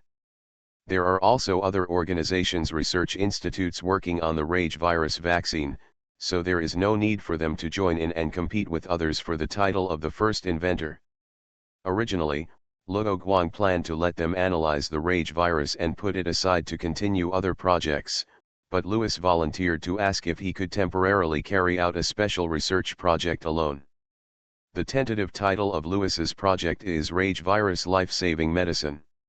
He wants to use the characteristics of the rage virus that will not kill people, and use it to stimulate human recovery to achieve the effect of saving lives, so that users can save their lives in times of crisis. This is his initial idea and direction, and it may become something like a strengthening drug in the future, but in order to get research funds, Louis must propose a project in a big direction. Luo Guang has made a lot of money recently. He can get a share of the patent for every virus scanner purchased by BSAA. Anyway, he didn't want the money, and it would only be earned by others. And the customers of the virus scanner are not only BSAA, but also the military and police departments of various countries are potential customers. As for the FBC, they are trying to crack the secret, so there is no purchase plan. The blood sample brought back by Hank has unfortunately lost its activity. Although it can still be studied, it is not clear what can be studied specifically for the time being, so Luo Guang did not wait for the results. Therefore, he approved Louis's project, and after checking the progress of other projects, he left for the Mother Nest base in the Caucasus region. After saying hello to Jasmine and the others, Luo Guang came to his office, which was originally the room Spencer left for him. Luxury is the main theme here. Hong Huang has prepared a lot of energy food on his desk according to his instructions. The reason for choosing this place is that the confidentiality here is the strongest, and even Hong Huang cannot detect the situation here. After all, Hong Huang is different from other creatures, and the Shinra virus cannot infect computers. After removing the surrounding electronic equipment, Luo Guang immediately began to use the ability of the blood plague clone after making all preparations. Thick blood mist began to emerge around him, blocking all vision. There was a flash of lightning in the blood mist, and the magnetic field was disturbed. Ordinary electronic detection equipment could not detect the situation in the blood mist. This was Luo Guang's first attempt, but he still exerted his subjective initiative, recalled Wu Song's appearance in his mind, and then left everything to instinct. While using the skills, he was also silently observing and feeling how this blood plague clone was created. This was a process of in-depth learning and understanding. Behind him, a figure slowly appeared in the void, becoming more and more solid, and his figure became more and more similar to him, until it was exactly the same. Luo Guang looked back at the blood man who appeared behind him and observed the situation. There was no problem with the body shape and facial features. It was the left-right reversal of what he saw in the mirror with Wu Song's appearance, but the body was blood red, and he was looking forward with eyes without highlights. Although he had seen the appearance of the blood man in the blood-plagued heart of Savannah City, it was still a bit scary to see the familiar appearance in this form. "It looks a bit like a silicone doll," Luo Guang commented as he looked at the motionless blood man. He went forward and pinched it. The flesh was not much different from that of ordinary humans, but the skin was very smooth and stained with blood. This appearance cannot be taken out on the street. It seems that the blood plague clone has a big defect, but it should be overcome. Luo Guang first tried to control this blood plague clone with mental power. At first, he was not used to it and made some jokes. For example, he originally planned to let the clone jump up, but the main body jumped up from the chair and his knees smashed a gap in the solid wood table. But soon, Luo Guang found the technique, and then he and the clone danced street dance, but unfortunately there was no second clone next to shouting not to fight. After solving the control problem, the next problem is disguise. The body of a blood person has flesh and blood, and the internal organs and other structures are basically the same. Only the brain is only in shape. If it is not controlled, it looks like a vegetative person and has no ability to think. Luo Guang simply analyzed the blood composition of the blood man and found no Shinra virus in it. Although he didn't know why this was the case, it didn't stop him from injecting a tube of blood with the Shinra virus into him, and then controlling the Shinra virus to infect and transform the clone. Soon, human epidermis began to appear on the blood plague clone, and the blood red eyes also faded red, and black eyes appeared exactly like normal people. The hair on his body began to grow, getting rid of the dilemma of baldness. Finally, Luo Guang waved his hand and threw a set of clean clothes to the clone who looked exactly like Wu Song, and then controlled it to put on. "Can you control the clone?" he asked the system, and the system gave a negative answer.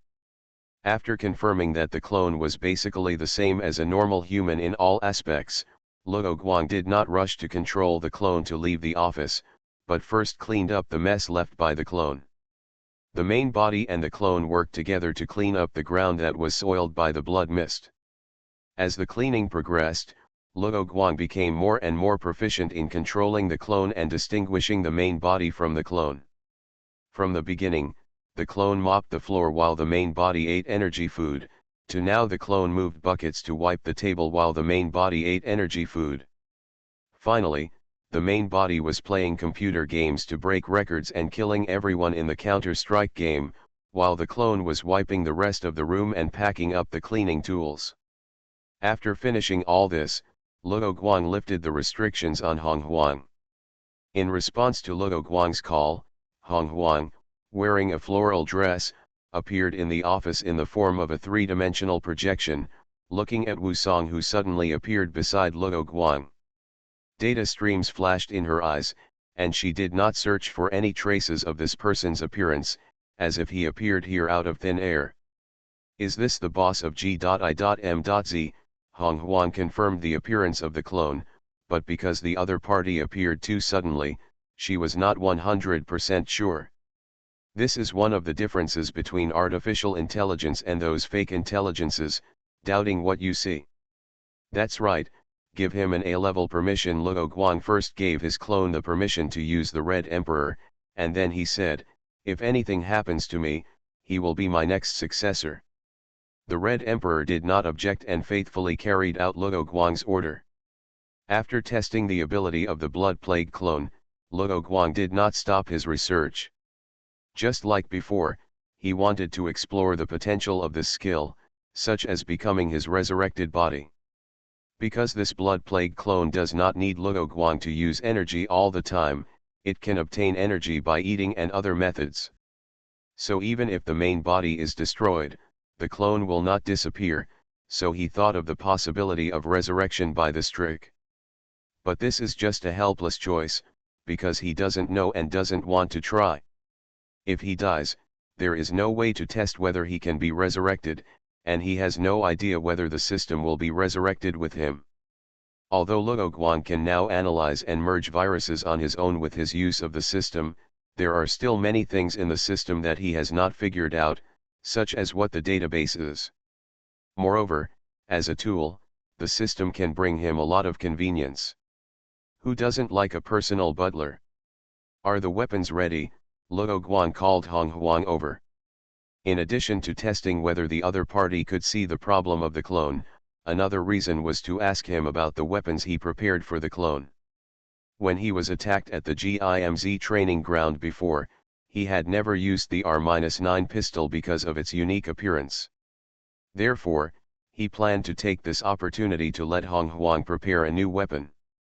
Hong Huang temporarily put aside his curiosity and replied, "It has been made. I asked the Undertaker to send it over." Luo Guang nodded, handed over the ID card with Wu Song's name on it, and handed a desert eagle named Black Snake to the clone. As a clone guarding one side, the desert eagle will not have the problem of bullet shortage, so Luo Guang chose the direction of attack strength. After preparing for the clone, Luo Guang had one last test for the clone, which was how far the control range was. Meow, thanks for the subscription and votes. There will be another chapter later if the proofreading is completed.